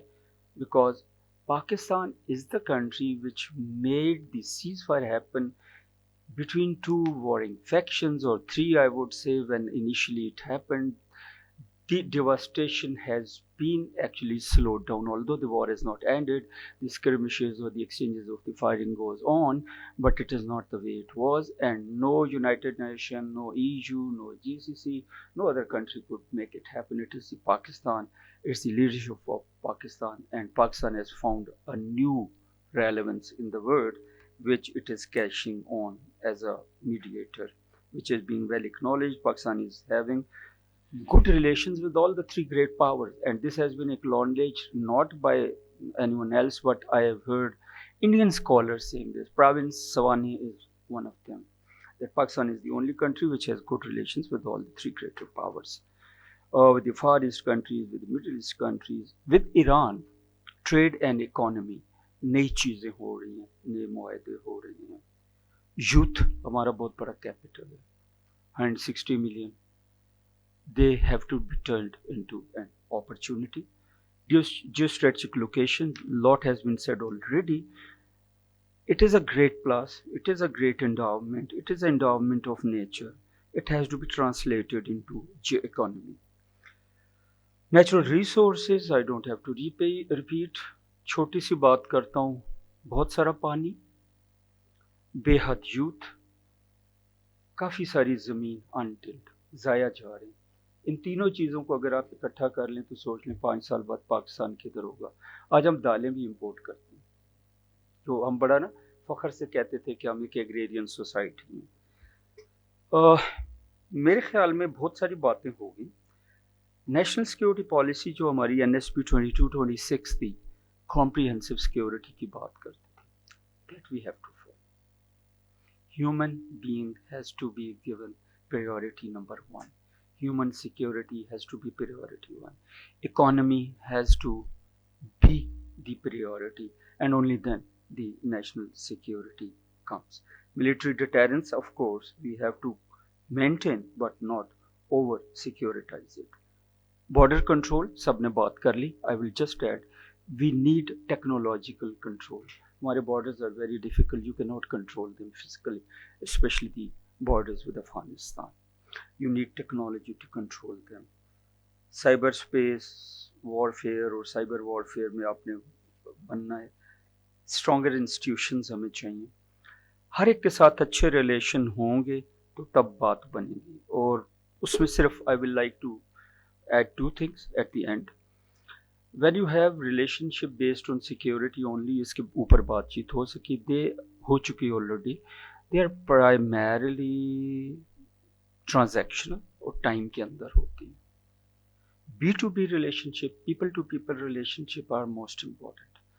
Complex interdependence की बात हुई थी. Joseph नाय का जो concept है complex interdependence का, when your interests, your losses, your gains, your destinies are intertwined, then you have long term relations.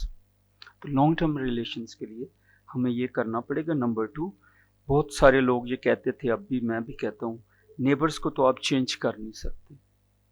You must have good relations with all the neighbours including India and Afghanistan. Let's resolve this thing, talk to each other, make use of our relevance, economy and diplomacy. Thank you so much. Thank you so much for your illuminating address, sir. Moving forward to our next key guest of honor, Ambassador Naila Chauhan. Ambassador Naila Chauhan is a seasoned and veteran diplomat. Ma'am represents the first and senior most cohort of women to rise to the highest echelon of Pakistan's Ministry of Foreign Affairs. Ambassador Chauhan has served as High Commissioner of Pakistan to Australia, and she has been Pakistan Secretary for the Middle East and Africa, prior to which she was the Ambassador of Pakistan to Argentina, Uruguay, Peru and Ecuador. Beyond her diplomatic career, she is a strong advocate for women's rights through the medium of visual arts.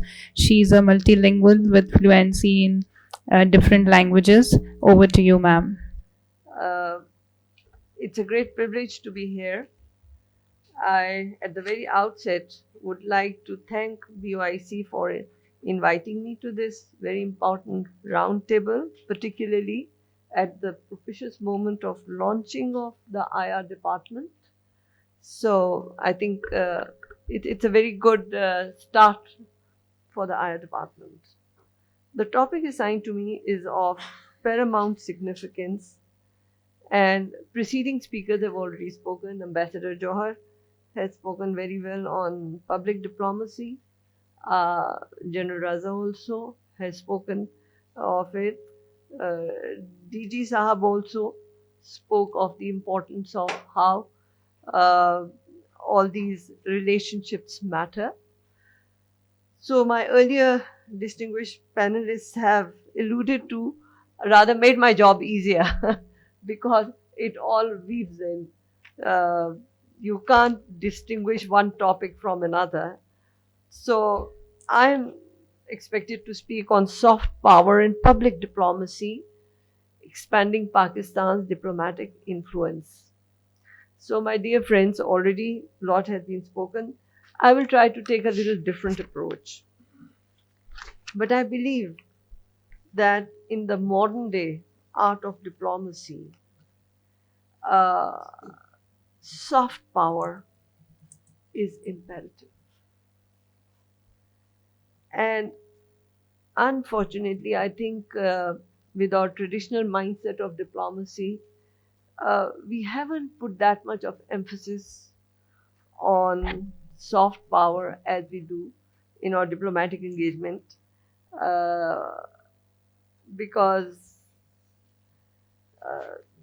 we are basically, like General Raza also said, we have been focusing more on security issues, or like DG Saab said, security becomes paramount here, so other things become irrelevant. While if you look at our eastern neighbor, I think its major success has been because it has invested a lot on its public diplomacy, through its Bollywood, through its other, uh, systems it has created. We haven't done that. But I think time has come when we place soft power in our diplomatic practice, and it should not just be foreign policy, a sidekick. It should be our main foreign policy strategy, as does our eastern neighbor. They have used their soft power for their foreign policy strategies. They often joke that, Sindoor might have been lost on the ground but has been won on Indian silver screen, where Akshay Kumar might have done some nonsense, I don't know. But the point is that general people in the world are not that interested in these hard facts. They are impressed by what they see in media, what they see in entertainment, what they see from soft sources, from social media. So we need to focus on that. And for a diplomat, particularly a Pakistani diplomat, I think public diplomacy has become very important, because I believe that in seminars, in our public talks, everybody listens. But after that, it is the soft power that resonates in the minds. So all these audience who are listening will listen, but it's that soft statement that you make that touches the heart and stays. So I think that human connectivity through soft power, through other sources like culture, like art, are very important. And I can say from my personal experience that I think I was more effective because I supplemented my work through art, through soft power. Nowadays, I think the most effective way of diplomacy is not through only IQ, but also EQ, through respect, through compassion, and creating those bonds of human connectivity. So when you see a tragedy, a head of state writes a letter of condolence or sympathy, it goes down very well in the people of that country. Similarly, it is that compassion, that understanding that needs to be developed as part of our normal diplomatic engagement. Art, culture, education, literature, music, all of these form part of it. So, for human bonding, it provides more opportunities for economic betterment also. So, nowadays, you can't delink. Now it's all kind of interlinked to be able to resonate beyond borders. So, what are the main tools that we need to have here? I think language is a very important tool. You can see Ambassador Masood Khan, how beautifully he speaks English, he speaks Urdu. Any language he speaks, I think he does it with perfection. And that makes him very articulate. So I'm talking as friends. So, these are things that our young students have to learn, that how you perfect your tools. I think language is not only words. Language is also body language, which we often ignore. How we sit, how we talk. And in real life diplomacy, believe me, it makes a world of a difference. I can tell you once, I was in Malaysia and there was this delegation that had come, and we are very used to sitting in British way with our legs crossed. And in Malaysia, it's a no-no thing. So the other side refused to talk because our delegation had legs crossed. So they thought that these people are not here to communicate. And it was a very soft message, the body language. So you have to make the delegation understand that when you engage with them, this is the way you sit. It's a small thing. What color dress you wear. In Malaysia, for example, if you are meeting the royalty, you're not supposed to wear golden or yellow color because it's only for the royalty and you're not the royalty, so you cannot offend them. The protocol will not allow you in the palace if you're wearing this color. These are little things that we don't take it seriously, but believe me, they're very serious when it comes to actual on-the-ground interactions. Media engagement, that's very important because nowadays is the world of media, the social media. So we need to engage more on that. In our traditional diplomacy, I think most of our senior diplomats, I would see, would fall shy of it.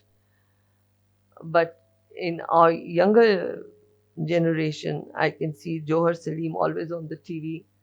It's a good way to interact. That's a soft power he develops.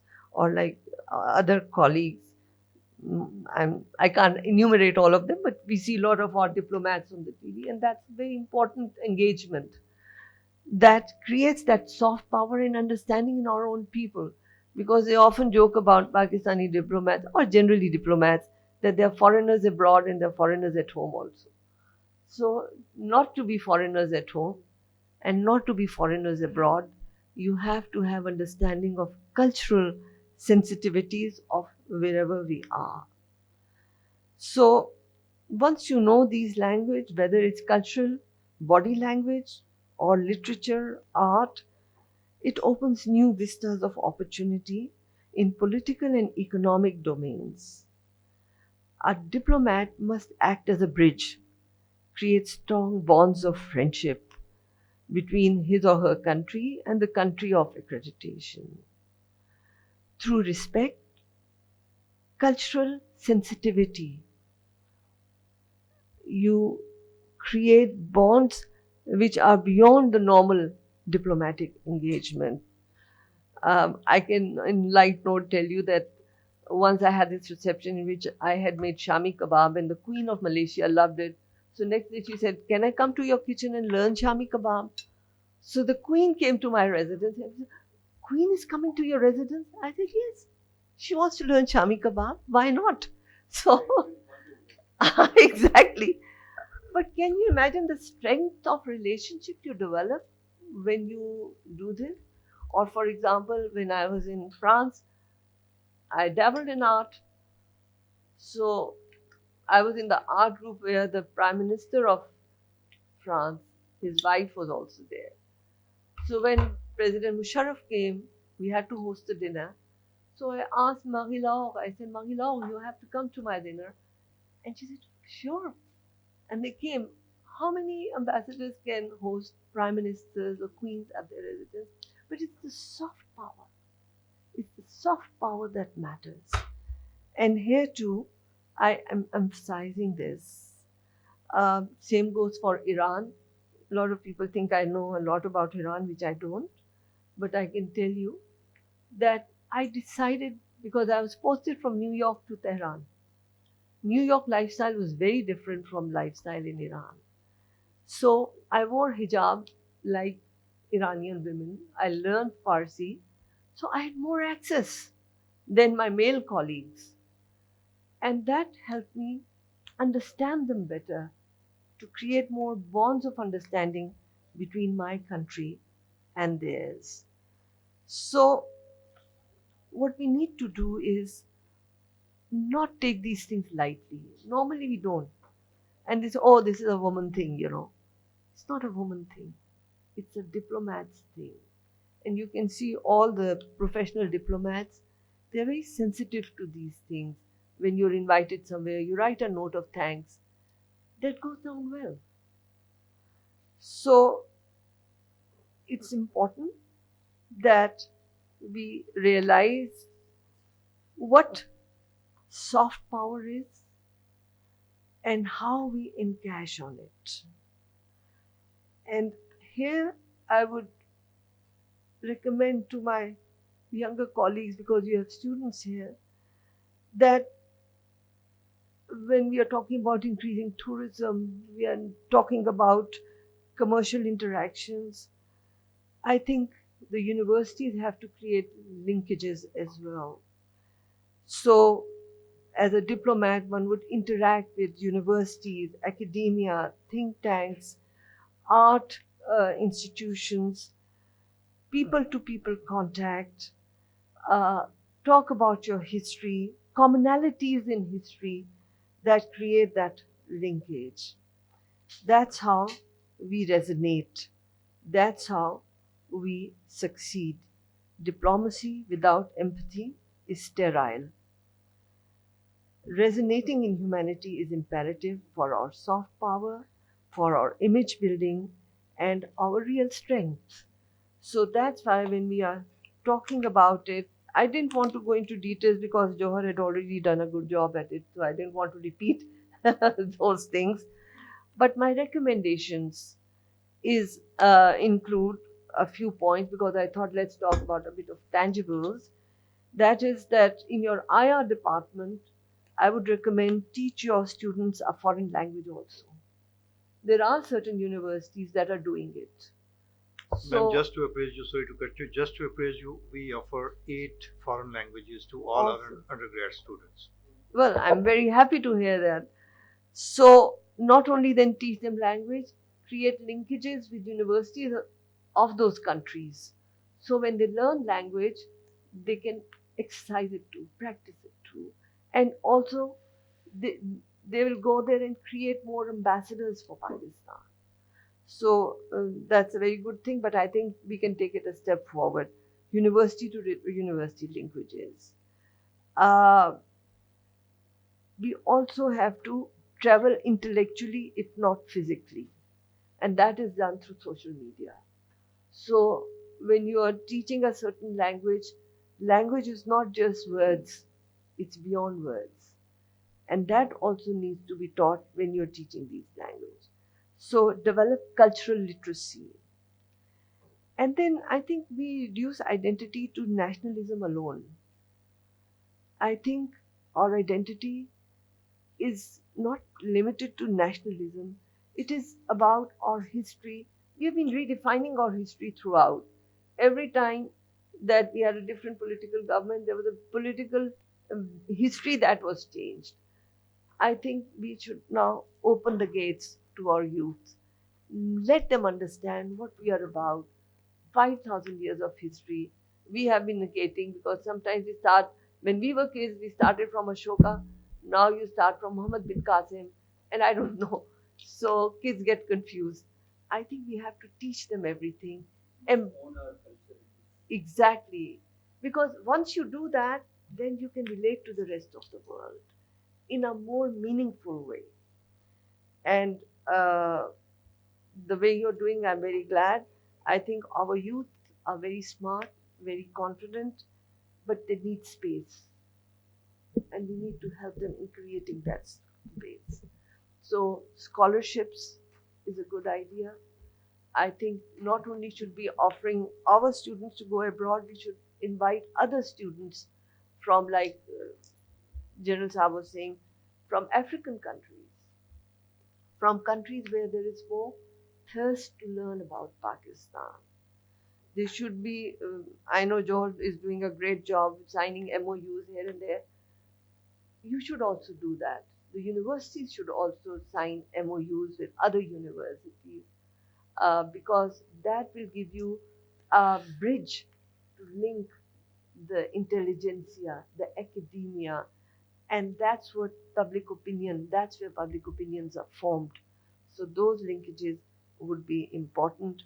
I thank you very much. Thank you very much, ma'am, for your insightful remarks. We will now move forward to our next guest of honor, Ambassador Masood Khalid. Ambassador Masood Khalid is a distinguished diplomat who joined the Foreign Services of Pakistan in 1979 with over 4 decades of exemplary service. He is one of Pakistan's most accomplished diplomats. He has served as an ambassador to China, South Korea, and Malaysia. During his tenure in China, Ambassador Khalid played a pivotal role in enhancing Pakistan-China relations, notably as a key architect in the conception, launch, and consolidation of CPAC.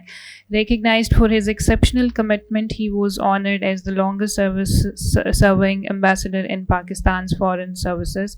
Over to you, sir. Well, thank you very much, first of all, to my host for inviting me. And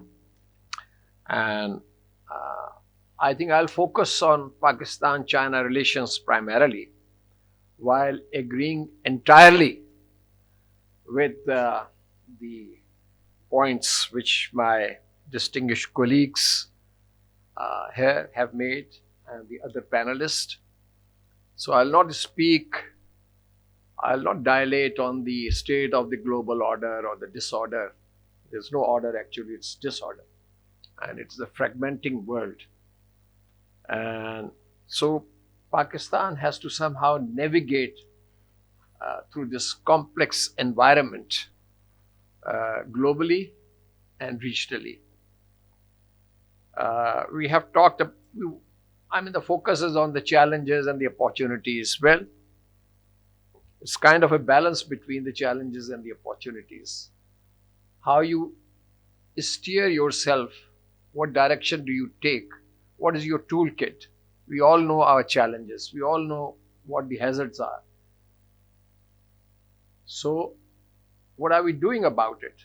Are we doing enough? And I think there has been a good reflection by all the panelists here as to what should be done. In fact, a very good blueprint has been presented here by Ambassador Masood Khan, Ambassador Azaz, Ambassador Johar Salim, and others. My point is that we are in the 75th year of the establishment of diplomatic relations between Pakistan and China right now. Other than celebrating and hosting various programs and activities, we should also reflect and introspect. Have we learned enough from China's experience? This is number one. Number two, what is the way forward? How will we overcome these challenges and how will we optimize the opportunities which are there?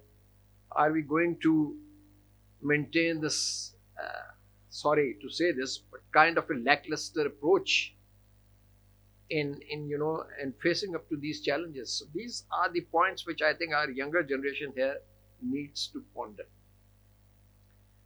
Now, as far as China is concerned, I am not going to go into history, but I'll say that, of course, when we talk of China, there's sometimes I get the impression as if this relationship started with the China-Pakistan Economic Corridor. For God's sake, it's a very old relationship, 75 years of relationship, and lot has been invested by the leadership and the peoples of two countries in this relationship.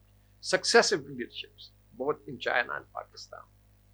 And there are several episodes and anecdotes, which of course I don't have the time here to tell you, how did we develop a relationship which is explained by certain cliches and this and that.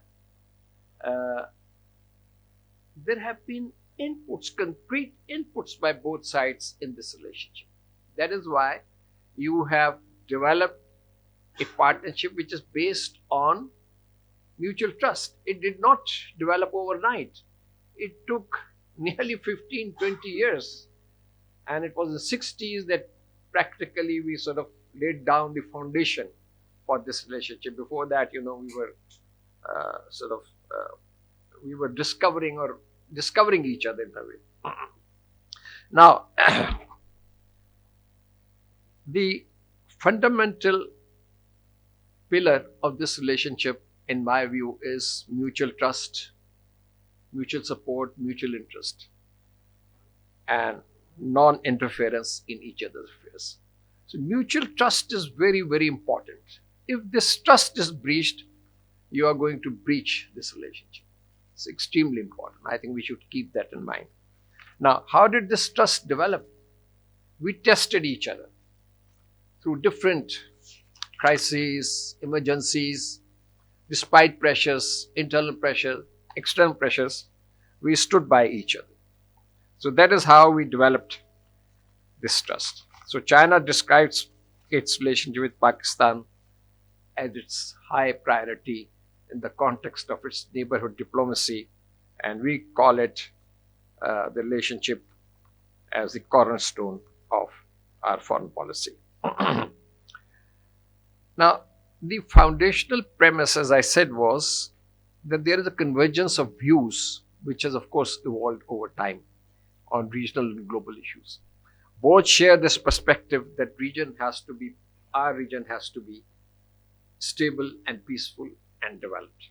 And why is that so? Why China desires this stability? China desires this stability, or China emphasizes this peaceful neighborhood or peaceful neighborhood, because China has borders with 14 countries, and 8 of them are in its periphery in this region, South Asia and Central Asia. So there is a proverb in Chinese system, Chinese philosophy, that if you have a fire next door, that fire will also engulf you. So that is the philosophy which underpins Chinese foreign policy, that your periphery, your neighborhood has to be stable and developed. You cannot develop alone. So that is why South Asia is important for China. The relationship, another point I want to make is that the relationship is not directed per se against any country. Yet, we both oppose hegemonism and expansionist moves in the region. And we both agree that India tries to be a regional policeman. But at the same time, both our countries, China and Pakistan, endeavor to have normal relationships with India. Of course, it is not reciprocated. Now, China and Pakistan view this relationship as futuristic, long-term, and strategic. Futuristic and long-term. It's not transactional. And in my view, this relationship serves as a shield for regional peace and stability, and provides much needed diplomatic and strategic space to both of us in the fast changing regional and global environment. And Pakistan views China as an anchor for regional peace and security, and we welcome its contribution to the development of South Asia. I can explain more, but I think for example, SARC. SARC has been dysfunctional since 2016 because of India's attitude. Now, all countries of South Asia desire a revival of SARC. And when China wanted to become its full member, India opposed it. India exercised veto. But all the countries, smaller countries of South Asia, want China to play its role in their development, including Pakistan. But these moves have been scuttled by India. But that is the aspiration in South Asia, and China wants to. So, while SARC is dysfunctional, China is following a bilateral track with each one of us in South Asia to contribute to their development.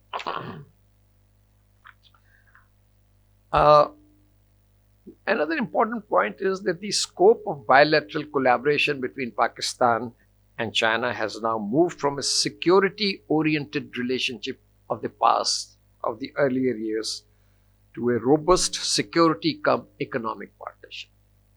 So this is very important. We have multifaceted, multidimensional cooperation with China in practically all fields, very vital fields: defense, security, space, nuclear, missiles, whatnot, and of course science and technology, education, etc. CPAC, there's a lot of criticism of CPAC, and the problem is that we do not consult the Chinese media as much as we do the Western media. We rely for our information on CNN, BBC, and this and that. And there are no, for example, I am not aware of any regular courses in our universities on China's, for example, economic development, how China has achieved. If China is our strategic partner, and if we see China as a long-term partner, then we ought to be focusing our research and our study on China and on the specifics of how China, because there's a lot of hoopla, about as China is emerging as a colonial power and this and that, although it has never been a colonial power. But we have to understand, and in 50 years down the line, where will China be? Where will Pakistan be in 50 years? So this is important. CPAC, in my view, is a transformative project. In the last 80 years or so since Pakistan became independent, this has been the biggest developmental project which a foreign country has undertaken in Pakistan.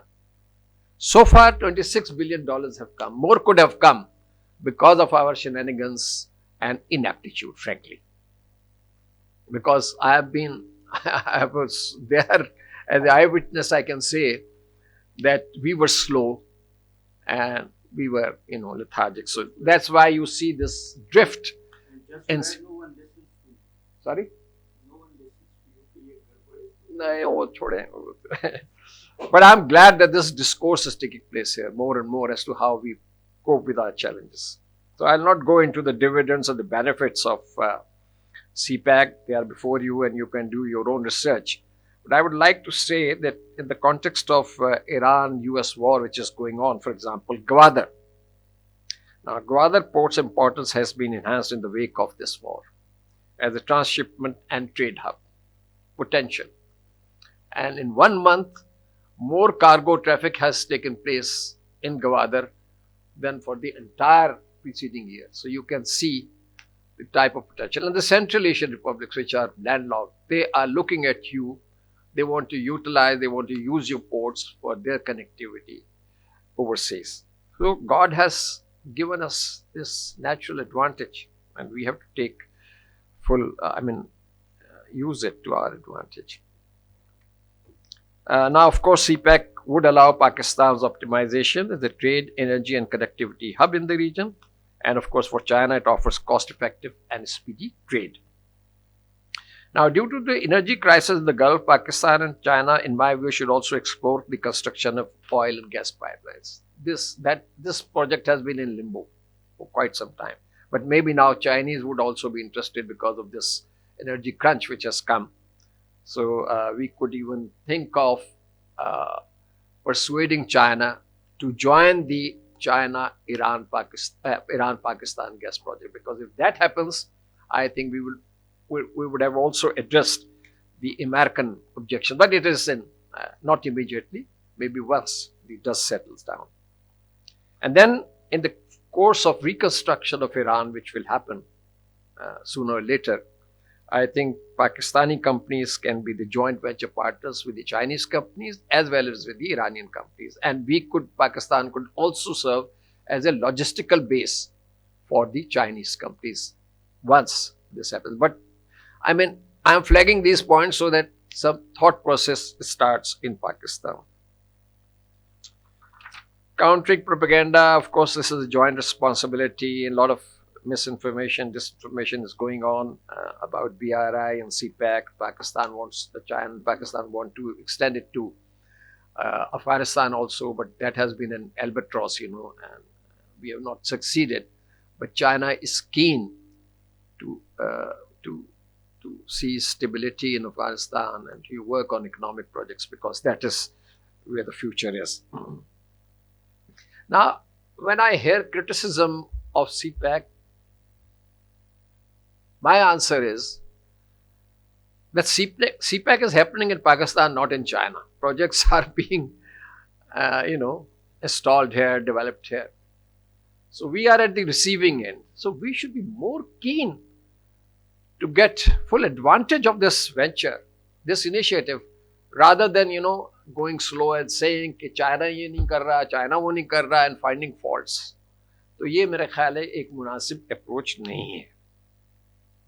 Or of course this 75th year also provides us an opportunity to revisit CPEC in the sense, find out what the loopholes are, where the lacunas exist, so that both countries, there are a lot of talk about CPEC, but I think if we want to move forward, then ये सारी चीजें हमें करनी पड़ेंगी. और ये मैं बता दूं आपको कि अभी कोई नहीं आएगा यहाँ पर, सॉरी, और इन्वेस्टमेंट के लिए कोई एकदम कोई नहीं आएगा. But if they see that the Chinese are succeeding here, because China is, a very big economy, if they succeed here in Pakistan, Americans will come, Japanese will come, others will come. So I think it's going to be a trigger. So this is a big challenge for us, as well as an opportunity.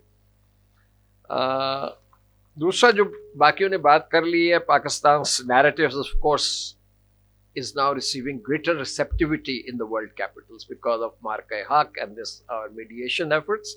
And I think it's a great opportunity, but the window of opportunity could be narrow. हमें देखना ये है कि हमने strategise कैसे करना है, इस सारी चीज़ को आगे कैसे लेके चलना है. कुछ तो इमीडिएट बेनिफिट्स है ना जो हम ले सकते हैं, किसी से ले लें, वेस्ट से ले लें, चाइना जिससे ले लें, जापान से ले लें. लेकिन the very fact that so many dignitaries are coming here now and reaching out to you shows that Pakistan's importance has improved, in their eyes. And if we prudently take up our case and project our narrative in a mature manner and in a rational manner, for example, Indus Waters Treaty, its abeyance, we ought to be mobilizing these important capitals through a very, concrete proposal. कि जी India को कम से कम कश्मीर तो नहीं साहब solve करवा सकते, लेकिन इस पे तो आप रिवर्सल लेकर आए ना. I mean, what good is Washington for us if that cannot be done? So these kind of things. दूसरा weaponization of water. अच्छा मैं by the way, on the weaponization of water issue, I am concluding. Sorry, you are looking at me. I'm just concluding.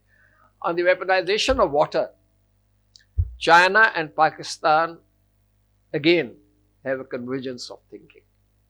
They tell their Indian counterparts, and I was there recently, okay, please keep in mind that we are also upper riparian. हाँ, तो ये हमारे लिए एक बड़ा अच्छा एक वो है लीवर है. While we of course project our point of view on Indus Waters and Kashmir, etc., and our disputes with India, we should consistently maintain and convey this message globally that Pakistan does not want a war, a conflict in South Asia, which is neither desirable nor advisable, and we seek dialogue with India so that India is put in a corner. अभी आप ये देखिएगा SAARC के ऊपर भी ये एक move चल रही है यहाँ पर बैकग्राउंड में कि बाकी कंट्रीज जो है ना, श्रीलंका, नेपाल वगैरह, दे आर ऑल्सो कीन कि कोई ऐसा इनिशिएटिव लिया जाए जिसमें इंडिया को डॉक्स पे खड़ा कर दिया जाए और उनको कहा जाए कि जी हम तो तैयार हैं, अब अगर आप ज्वाइन करना चाहते हैं, रिवाइव करना चाहते हैं सार्क को तो कर लें, नहीं तो हम ये बना रहे हैं. And Pakistan and China have to be together on this and nudge this process. And of course, international community should be urged to encourage CBMs between India and Pakistan, because this is a very, fragile environment and anything can go wrong. By the way, Chinese scholars told the important Indian people recently, in my presence, where all were sitting, they say, please keep in mind that there is a risk of a crisis between India and Pakistan on the waters issue, and this pause can also be, India can again try to indulge in adventure. So we have to watch out. باقی یہ ہے کہ it's a very good opportunity for us to play our role as a regional stabilizer. اور یہ جو ریجیو economics کی بات ہو رہی ہے اس کو ہم نے کنکریٹائز کرنا چاہیے. there is no other way, کیونکہ the entire trend is through for regional connectivity and of course through SCO, D8 and ECU. This is very important. باقی کسی نے لاسٹ میں جی وہ ذکر کیا تھا بیلنس تو ہم نے رکھا ہوا ہے. We are a balancer in the region ourselves. And tell me which point in history, even when our relations with the United States deteriorated, we had good relations with China. اور جب China کے ساتھ ہمارے relations ہمیشہ اچھے رہے ہیں, انہوں نے کبھی اعتراض نہیں کیا امریکہ کے ساتھ ہمارے. ہم 9/11 میں بھی تھے, ہر جگہ تھے, تو دونوں کا ہم نے بیلنس کیا ہے. یہی بیلنس چلے گا, اتنا پریشان ہونے کی ضرورت ہمیں نہیں ہے. So Pakistan should, by the way, the tourism potential Naila mentioned, we are not exploiting that to our advantage. Chinese are keen, and Southeast Asian countries, these people are keen to come here, see our this heritage of 5,000 years old heritage, Buddhist civilization. آپ کے پاس اتنی چیزیں ہیں, landscape.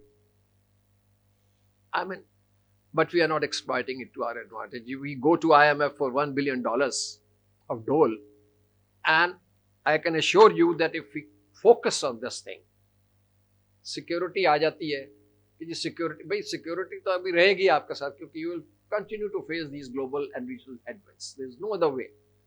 Your enemies, your adversaries have mobilized themselves to put Pakistan under pressure through covert and overt means. This will continue, but within that environment, can we do something to advance our own interests? So tourism is a good potential for Pakistan, which I think we ought to, look at more seriously. So I'll conclude here. I'm sorry, I have to leave now, sir. So Mr. Khalid Rahman is an economist by training. He has 4 decades of experience in policy, research and leadership. His expertise spans international affairs, governance, political economy and human development. He has authored and edited around 50 books and numerous research publications, and serves as editor-in-chief of Policy Perspectives. Since one thing that I really like about Khalid Rahman Saab is that وہ ہمیشہ اردو میں بات کرنا پسند کرتے ہیں, which is of course ہماری سب کی پرائورٹی ہونی چاہیے. تو میں خالد رحمان صاحب کو دعوت دوں گی کہ وہ اپنی اسپیچ جو ہے وہ جس طرح سے ان کو مناسب لگتا ہے اس طرح سے دیں. Thank you sir. Over to you sir. تو میرے خیال سے اگر ہم بات کر رہے ہیں پاکستان کے حوالے سے, پاکستان کی فورن پالیسی کے حوالے سے, تو ایک بہت بڑا چیلنج تو یہ زبان کا ہے. اور آپ نے بہت اچھا کیا کہ اس جانب توجہ دلائی کہ جب ہم دنیا میں کہیں جا رہے ہیں تو اس کے کلچر کو, لینگویج کو, اس کو جتنا ہم سمجھتے ہوں گے اور اس کی بنیاد پہ جتنا انٹریکٹ کر سکتے ہوں گے. میرے خیال سے آج کے پاکستان کا ایک بہت بڑا مسئلہ یہ ہو گیا ہے, اور وہ فورن پالیسی میں بھی ریفلیکٹ ہوتا ہے, کہ ہماری گورننس اور ہماری زبان, یہ جن لوگوں کے لیے ہے ان کو تو وہ ریچ نہیں کر رہی. ہماری جو پالیسی میکنگ پوری کی پوری ہے وہ انگریزی میں ہے, اور اسی لیے جو ایک طرح سے رولنگ کلاس ہے وہ بہت دور ہے عوام سے, وہ اس چیز کو اس طرح ریفلیکٹ ہی نہیں کرتی, سمجھ بھی نہیں سکتی. تو میرے خیال سے یہ تو ایک بہت اہم چیز ہے جس کا تعلق محض فورن پالیسی میکنگ اور اس کے لیے آؤٹ ریچ سے نہیں ہے, بلکہ ادروائز خود آپ ان ہاؤس بھی تو ریچ کر سکتے ہو نا. تو یہ بہت بڑا چیلنج ہے, اور اس کو میں بعد میں کہنا چاہتا تھا لیکن چونکہ آپ نے اعلان بھی کر دیا تو میں نے پھر یہیں شروع ہوا. میں تو دہرانا نہیں چاہوں گا، میں نے بہت سی چیزیں نوٹ کی ہوئی تھی اور فطری طور پہ جو ٹاپکس ہیں اس میں بھی ایک اوور لیپ تھا، اس لیے اس میں سے بیشتر چیزیں آ گئی ہیں، اسے دہرانے کی ضرورت نہیں ہے۔ لیکن ایک تو میں یہ یاد دلانا چاہوں گا کہ ایز آف ٹوڈے دنیا میں کوئی 130 آرمڈ کانفلکٹس ہو رہے ہیں ایز آف ٹوڈے، اور اگر آپ اس کو کمپیئر کریں تو گزشتہ 15 سال میں یہ ڈبل ہو گئے، اور ظاہر ہے اس کی وجوہات وہی ہیں جس پہ ہم سب لوگ تقریباً متفق ہیں کہ رول آف لا ختم ہو رہا ہے اور مائٹ از رائٹ جو ہے اس کو فالو کر رہے ہیں۔ اگر ہم اس کانٹیکسٹ میں چیزوں کو دیکھیں تو میرے خیال سے اس میں جو تبدیلی ایک آئی ہے، اور کئی تبدیلیاں آئی ہیں لیکن میں آج کے کانٹیکسٹ میں بات کر رہا ہوں، کہ ایک تو انڈیا کے خلاف پاکستان کی وکٹری، اس کے بعد غزہ نے جو کچھ اسرائیل میں دکھایا ہے، اس کے بعد ایران نے جو اب امریکہ کے خلاف اور اسرائیل کے خلاف جنگ میں دکھایا ہے، اس نے طاقت، آج کی دنیا میں طاقت کے اعتبار سے جو تصورات تھے ان کو بڑا تبدیل کر دیا، اور یہ تبدیلی بہت تیز رفتاری سے ہو رہی ہے۔ یوکرین اور روس کو بھی اسی زمرے میں شمار کیا جا سکتا ہے کہ آخر یوکرین بھی تو 2022 سے لے کے اب 2026 آ گیا، بہرحال ایک طرح کی ریزیلینس وہاں سے بھی ہے۔ فیکٹرز کیا ہیں اس وقت ہم اس پہ بات نہیں کر رہے، اس کا ٹائم نہیں ہے۔ اس اعتبار سے ہمیں بھی اپنے بارے میں سوچنا ہوگا کہ ہم نے اپنے آپ کیا، یعنی کس بیہیویئر کو اپنانا ہے، کیا ہم طاقت کے سامنے جھکنے والا بیہیویئر رکھیں، یا ہم اپنی اسٹرینتھس کو تلاش کریں اور اس کی بنیاد پہ بلڈ کرنے کی کوشش کریں جو ہماری اسٹرینتھ ہے۔ یہ بہت بڑی تبدیلی اس عرصے میں جو آ گئی ہے وہ یہ ہے کہ امریکہ میں انٹرنلی جو ڈائنامکس تھی سیاست کی، وہ کم از کم اس 2 سالوں کے دوران تو بہت تبدیل ہو گئی ہیں، اور ان 2 سالوں میں صرف ٹرمپ کی پریزیڈنسی نہیں کہہ رہا، میں یہ غزہ کے واقعے کو اس میں شامل کر رہا ہوں کیونکہ یہ 2 سال اس سے اوور لیپ کرتے ہیں، اور اس نے جو امپیکٹ ڈالا ہے وہ یہ کہ اسرائیل بھی دنیا میں عملاً آئسولیٹڈ ہو گیا، اور اسرائیل اور اگر امریکہ جڑے ہوئے ہیں تو یہ دونوں آئسولیٹ ہونے جا رہے ہیں۔ ہم سب اس پہ متفق ہیں کہ امریکہ ڈکلائن کر رہا ہے، اس پہ اتفاق ہے کہ کتنے دن میں ہوگا اس پہ اختلاف ہو سکتا ہے، لیکن طاقت کی اب وہ ڈائنامکس نہیں رہی، نہ صرف یہ کہ فزیکل اور کائنیٹک ایریا میں بلکہ یہ کہ پولیٹیکل ایریا میں بھی، کہ اگر فیفا کا فائنل ہو رہا ہے تو اس میں بھی دنیا اس بنیاد پہ ڈیوائیڈ ہے کہ اسپین نے جو ہے وہ غزہ کے ساتھ دیا ہے اور فلسطینیوں کا ساتھ دیا ہے، اور ارجنٹائنا جو ہے وہ دوسرے کیمپ پہ۔ یہ دنیا جو بننے جا رہی ہے، میرا خیال ہے اس دنیا کو سامنے رکھ کے ہمیں اپنے پالیسی فریم ورکس پہ غور کرنا چاہیے۔ ٹیکٹیکلی ہم کس وقت کیا کریں وہ انڈرسٹینڈیبل ہے، لیکن یہ فریم ورک واضح ہونا چاہیے کہ آنے والی دنیا 10 15 20 سال میں ایک تبدیل دنیا ہوگی، اور وہ چین کا فیکٹر اس میں اپنی جگہ ہے۔ تو اس تبدیل شدہ دنیا کے لیے ہمارا میسج کیا ہے؟ اور یہاں کئی دوستوں نے بات کی ہے، میں اسی کو ذرا ڈفرینٹ اینگل سے کہنا چاہوں گا۔ پبلک ڈپلومیسی کی اہمیت تو ہمیشہ تھی، آپ نے اسے اور بہت ایمفیسائز کیا ہے، سب لوگوں نے کیا ہے، لیکن جس انداز سے اب یہ ڈائنامکس چینج ہو رہی ہیں تو پبلک ڈپلومیسی کی دنیا میں یوتھ، آج کے پاکستان کا امیج باہر کی دنیا میں کیا ہے وہ بھی ہمارے لیے بڑا اہم ہے، لیکن اگر خود پاکستانی یوتھ جو ہے وہ پاکستان کے بارے میں ایک بڑی نیگیٹو سی فیلنگز اس کی انکریز ہو رہی ہوں، اور دنیا میں یہ ہو رہا ہو کہ انڈیا ہو، نیپال ہو، بنگلہ دیش ہو، یہ تو ہمارے پڑوس میں ہیں، باقی دنیا میں بھی جنریشن زی کے عنوان سے ایک پوری مہمات چل رہی ہیں، ہمارا میسج اب اس کے لیے فریم ہونا چاہیے۔ گورنمنٹس آف دا ڈے جو ہیں ان کی اپنی ایک طرح سے ضروریات ہوتی ہیں، اور وہ اپنے ٹیکٹیکل لیول پہ بہت ساری چیزیں کر رہی ہوں گی، لیکن ہم جو فریم ورک بنائے ہم آج سے 10 سال بعد آنے والے لوگ جو لیڈرشپ میں ہوں گے، 20 سال کے بعد آنے والے ہوں گے، اس کو ہم دیکھیں۔ اسی کانٹیکسٹ میں میرا خیال ہے اس کو بھی دہرانے کی ضرورت ہے کہ ظاہر جب رول آف لا نہ ہو تو انپریڈکٹیبلٹی بڑھ جاتی ہے۔ اس انپریڈکٹیبلٹی کا تقاضا یہ ہے کہ ہمارا بنیادی فریم ورک تو کلیئر ہو ہمارے پاس، لیکن اس میں ہمارے پاس ڈیسیجن میکنگ کا جو فریم ورک ہے وہ ہم ٹائملی اور کنسنسس کے ساتھ لے سکتے ہیں۔ فریم ورک کلیئر ہوگا تو ٹائملی کنسنسس بھی ہم لے سکیں گے، فریم ورک کنفیوز ہوگا، اور یہاں میرا خیال ہے کافی بات ہو گئی ہے جس میں اشارہ امریکہ اور چین کے درمیان بیلنسنگ کا ہوتا ہے۔ میرا خیال ہے اصولاً اسے کہنے میں حرج نہیں ہے، لیکن یہ کیسی بیلنسنگ ہے کہ ایک کو ہم خود کہتے ہیں کہ یہ ہمارا ٹرو فرینڈ ہے، ایک کو ہم خود کہتے ہیں کہ اس کے ساتھ ہماری ٹرانزیکشنل ریلیشن شپ ہے، تو ان دونوں کی بیلنسنگ کیا مانی؟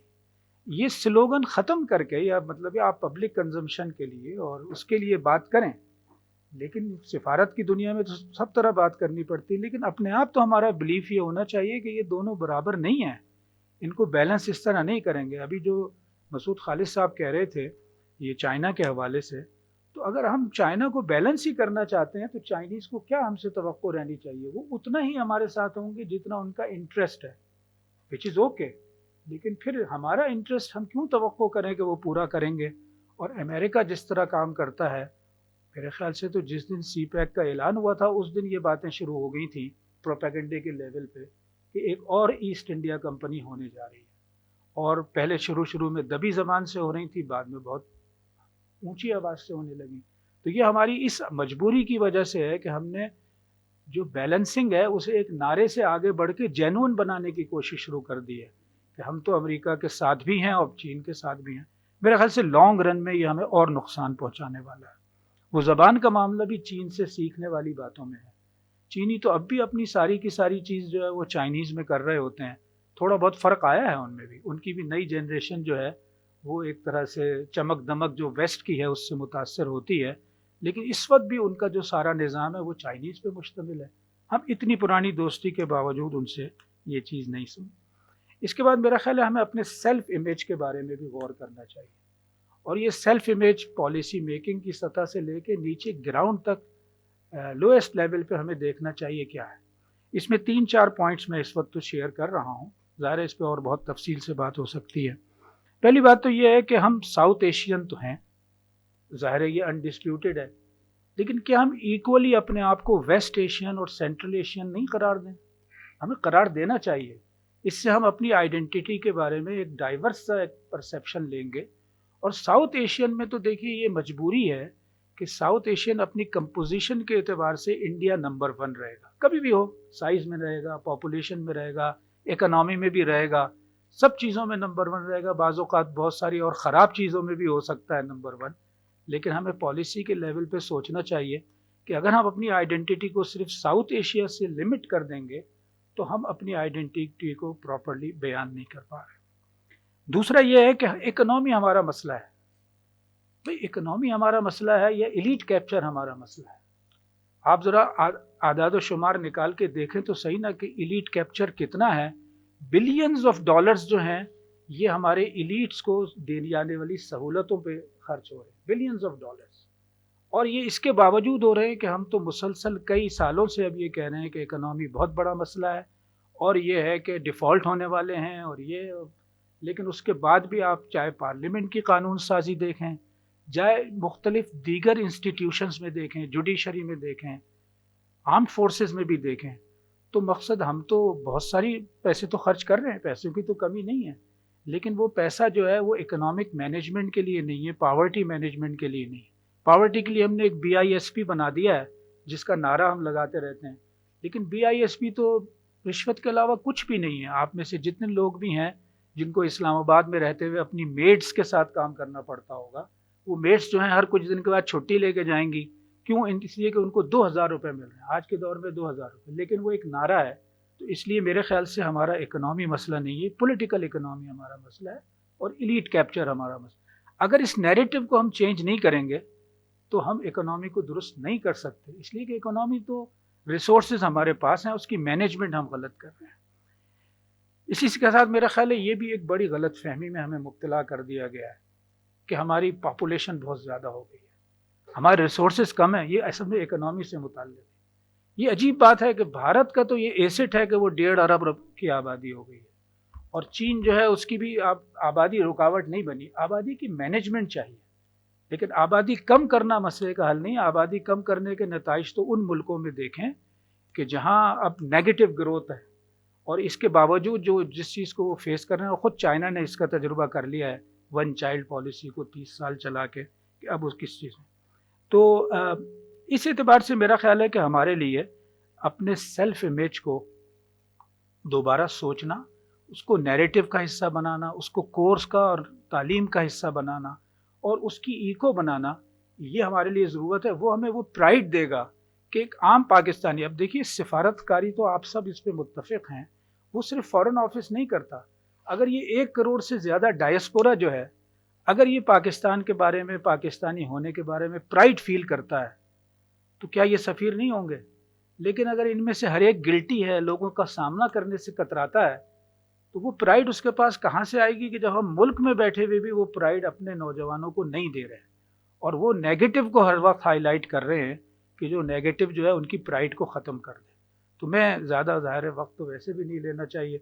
मैंने सोचा था कि मैं शायद 10 सेकंड कम ले लूँगा, पता नहीं मैंने लिए नहीं लिए। बहुत शुक्रिया।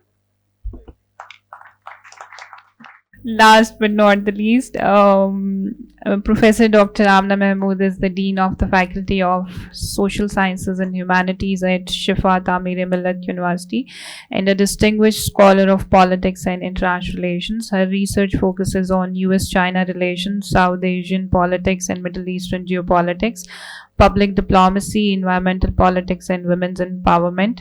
She has authored over 80 research publications, supervised more than 20 PhDs and 100 MS scholars, and has contributed extensively to curriculum development, policy advisory work, and international academic collaborations. Over to you, ma'am. I will endorse all the suggestions and policy outlook remarks given by my all panelists, worthy panelists. Most of us were known to each other. हम शायद strategic policy planning में बहुत सारे forum पे इकट्ठे भी थे और हम ये बात भी करते थे। मैं सिर्फ जो है मेरा टॉपिक फोकस करता है इकोनॉमिक वल्नरेबिलिटीज़ पे और जियो इकोनॉमिक रियलिटीज़ पे। हम बात कर रहे थे कि how the Pakistan has a very good outlook in the form of Banyanul Marsus, that we have strategic, political and military strength. And at the same time, we have brokered a very good deal in terms of making peace in the region that is not completely established, but it was a great effort to bring conflicting goals and interest on the table and then concluded in the form of Islamabad agreement. But the problem is, as Dr. Madam Naila Chauhan was pointing out, soft power and diplomacy. Diplomacy is a very soft way to convey your interest, but you know that is actually your interest that matters. The way is not, which I think. And diplomacy, when it could not translate your interest into your goals, then I think that diplomacy should be reconsidered. जो हम बात कर रहे थे कि madam ने बताया कि यहाँ पे जो आउटलुक बड़ी मैटर करती है, लोग इम्प्रेस होते हैं पाकिस्तानियों से, और जो सर बता रहे थे खालिद रहमान साहब, और आदम सऊद पे भी बात आ गई कि उन्होंने उर्दू इंट्रोड्यूस नहीं कराई। तो हम दुनिया में जहाँ जहाँ गए, आपको पता है अमेरिका में बड़े बड़े साउथ एशियन स्टडी सेंटर हैं और वहाँ उर्दू पढ़ाई जाती है और ऑल इंडियंस आर टीचिंग। और वो जो आप पुराने शायर तो उनके और हमारे कॉमन हैं क्योंकि वो उर्दू का हेरिटेज है, लेकिन उसके बाद के जो हमारे जदीद तहरीक तरक्की है उर्दू वगैरह के जो हमारे शायर हैं, उनका किसी को वहाँ नहीं पता। जो शायद बड़े रियलिस्टिक आइडियाज़ देते हैं, जो प्रोग्रेसिव थॉट्स रखते हैं, उनका किसी को नहीं पता। रादर उनका प्रोनाउंसिएशन भी वही है जो कि हिंदी का इनफैक्ट है। And when I was there 2-3 times, so I was offered to teach a course, and I took this opportunity to make some gaps जो cover कर लूँ, लेकिन it is not enough. So we have to do something for that. जो हम बात कर रहे हैं कि diplomatic और जो military strategic partnership है, that should be translated into economic dividends. And if it is not, then it would lapse after a time. जो हम ये कह रहे हैं कि that is a limited window and it would be closed. So this window should be open forever, because we would be strong diplomats if we would translate in terms of economy.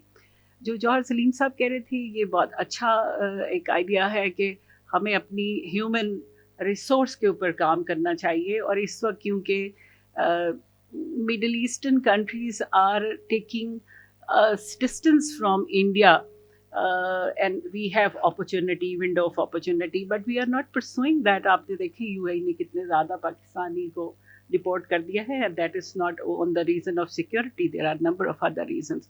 We are talking about expanding our defense pact beyond Saudi Arabia. But we have to be very careful in that regard, because having a defense pact that is meant attack on one would be considered attack on another. That would be very detrimental in our relationship with Iran vis-a-vis the present scenario. If you see that how they are confronting each other in to protect American interests, in fact, in Middle East. And Middle East, apparently they are deviating from American alliance, but that is not clear. And what stance they are going to take, it would not be very far away from the American interests, because there are a number of reliances on American sources, especially the petrodollar created a dependency on the United States. Wherever they want, they can block their reserves, dollar reserves. So I think that it is not very easy to take this decision. Rather, we saw the defense pact between Kuwait and Pakistan. That is not the pact, rather it is a cooperation agreement. So I think that we should stop here to have cooperation agreement rather than the defense pact. That would be detrimental for the long-term interest of Pakistan. When we talk about only state and we are having an outlook of only a hard state, what it is meant by hard state? You can be hard on your enemy, and that is very much qualified. But if you are hard on our people, there is no way to have kinetic action on your own people. You have to address the fault lines, and always domestic policy should be a reflection of the people's desire, not the dictates coming from any of the power, whether it may be China or it may be US. Our military strength would not be sustainable, or rather we know that military strength is actually a curse when it is not supported by your economy. And since we have been facing that dilemma for the last 75 years, that our military strength is not based on our economy. So the first foreign policy goal is defense means survival, but that should be supported by the second policy goal, that is the economy. So you don't have any policy outlook without having a strong economy, a good standard of living, and providing people opportunities to have good jobs. The military cannot accommodate more than 1 crore people.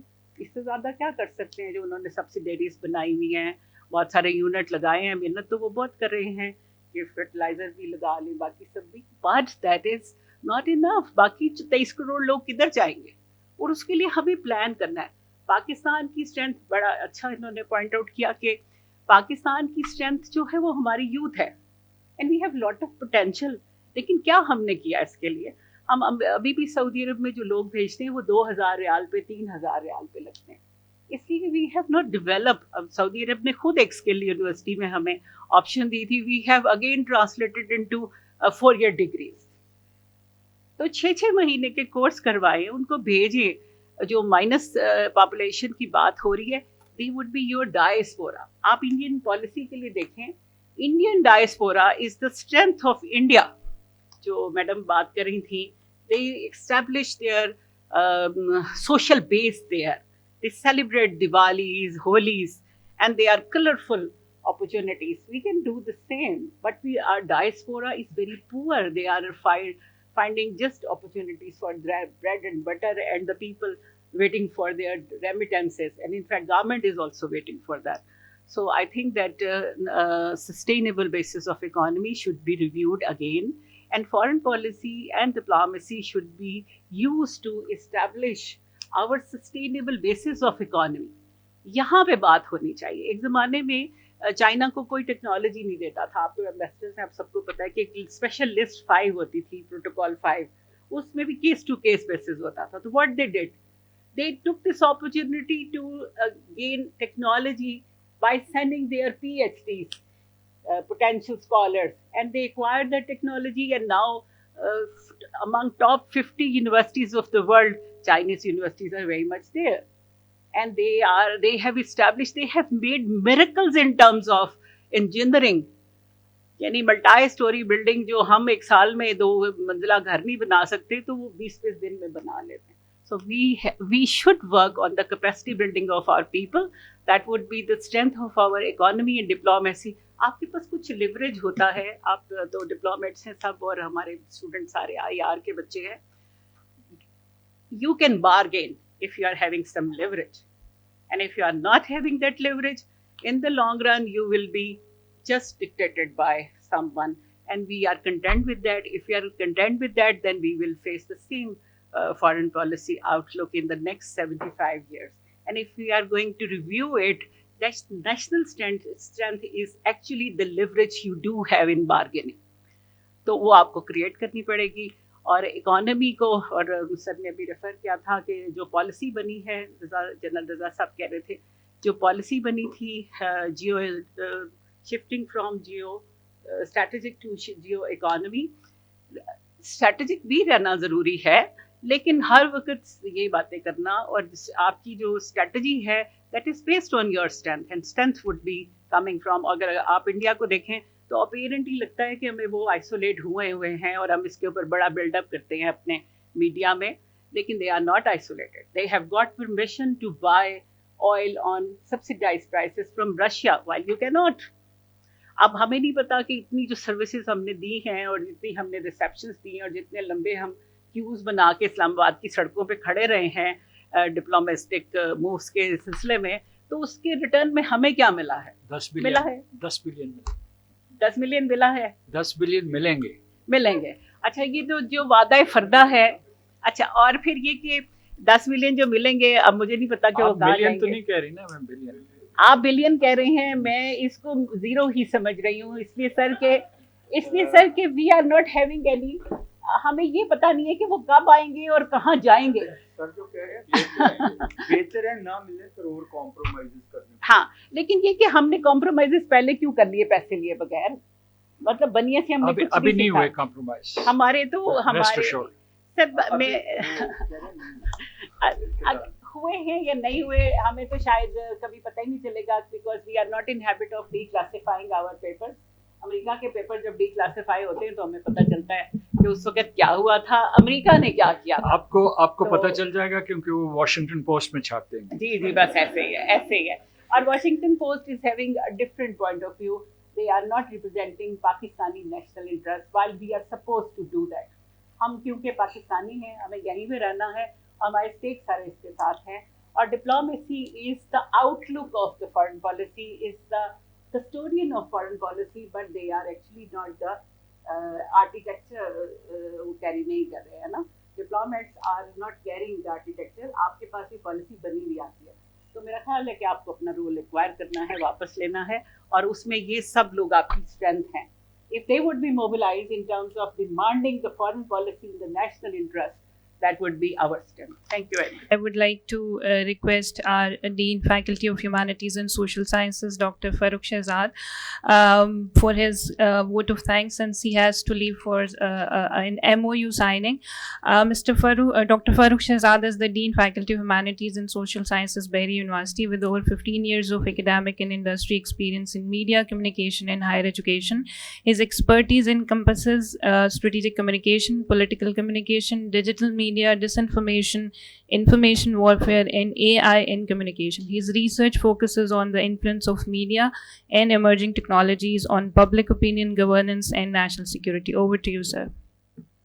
Thank you very much. I do have the realization that we are already running late, so I don't want to take much time, but on behalf of Bahria University, I am really honored to have Mr. Masood Khan, His Excellency the Ambassador and former President of Azad Jammu and Kashmir, and distinguished panelists, faculty members, students who have joined us for this session. And I'm pretty much sure that today we had talked about a lot of things. So I hope that if we are able to replicate few of them, I think that would be something we would say that would be the contribution. And I think Bahria University is very much aware of this significance that academic and industry collaboration is very important, and that's why we have organized this session. And this is the start of our Department of International Relations. So I request all of you to come again, because we are going to call you again and again, because we really want this department and this platform to be active where we can meaningfully contribute.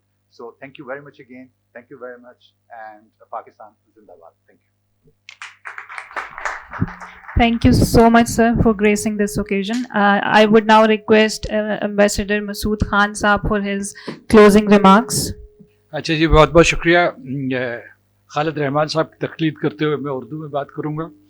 और दूसरे सबसे पहले आप सबको मुबारक, आपको director general साहब, आपको principal साहब और बहरिया यूनिवर्सिटी को। मैं समझता हूँ कि ये आपने बहुत अच्छा सेमिनार किया है और उसमें आपने अहम तरीन शख्सियात को बुलाया है जो ख़ारजा पॉलिसी के हवाले से गुफ्तगू कर सकते थे, और उन्होंने बड़ी बामानी पुरमग़ज़ गुफ्तगू की है।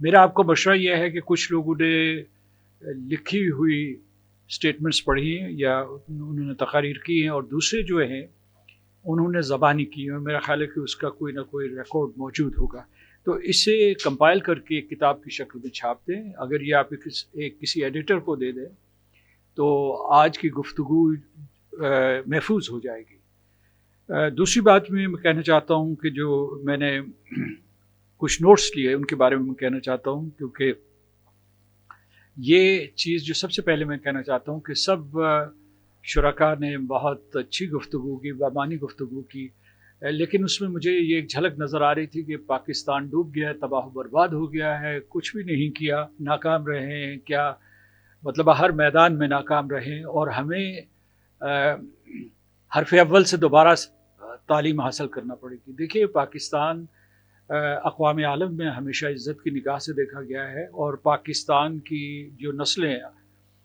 अब तक इसे खींच के लाई हैं उन्होंने इसे बचाया है। बहुत से इम्तहानात थे, पाकिस्तान दो टुकड़ों में तकसीम हो गया, उसके बाद हिंदुस्तान हमारा बड़ा दुश्मन हमें तबाह बर्बाद करने के लिए तैयार रहा, जौहरी सलाहियत हासिल की। और मैं आपको ये मशाहदत देना चाहता हूँ कि जो आपके सफारतकार थे उन्होंने दुनिया के हर ऐवान में दफ़ा किया पाकिस्तान के अजीम तरीन मुफादात का, और उसमें वो कामयाब रहे हैं।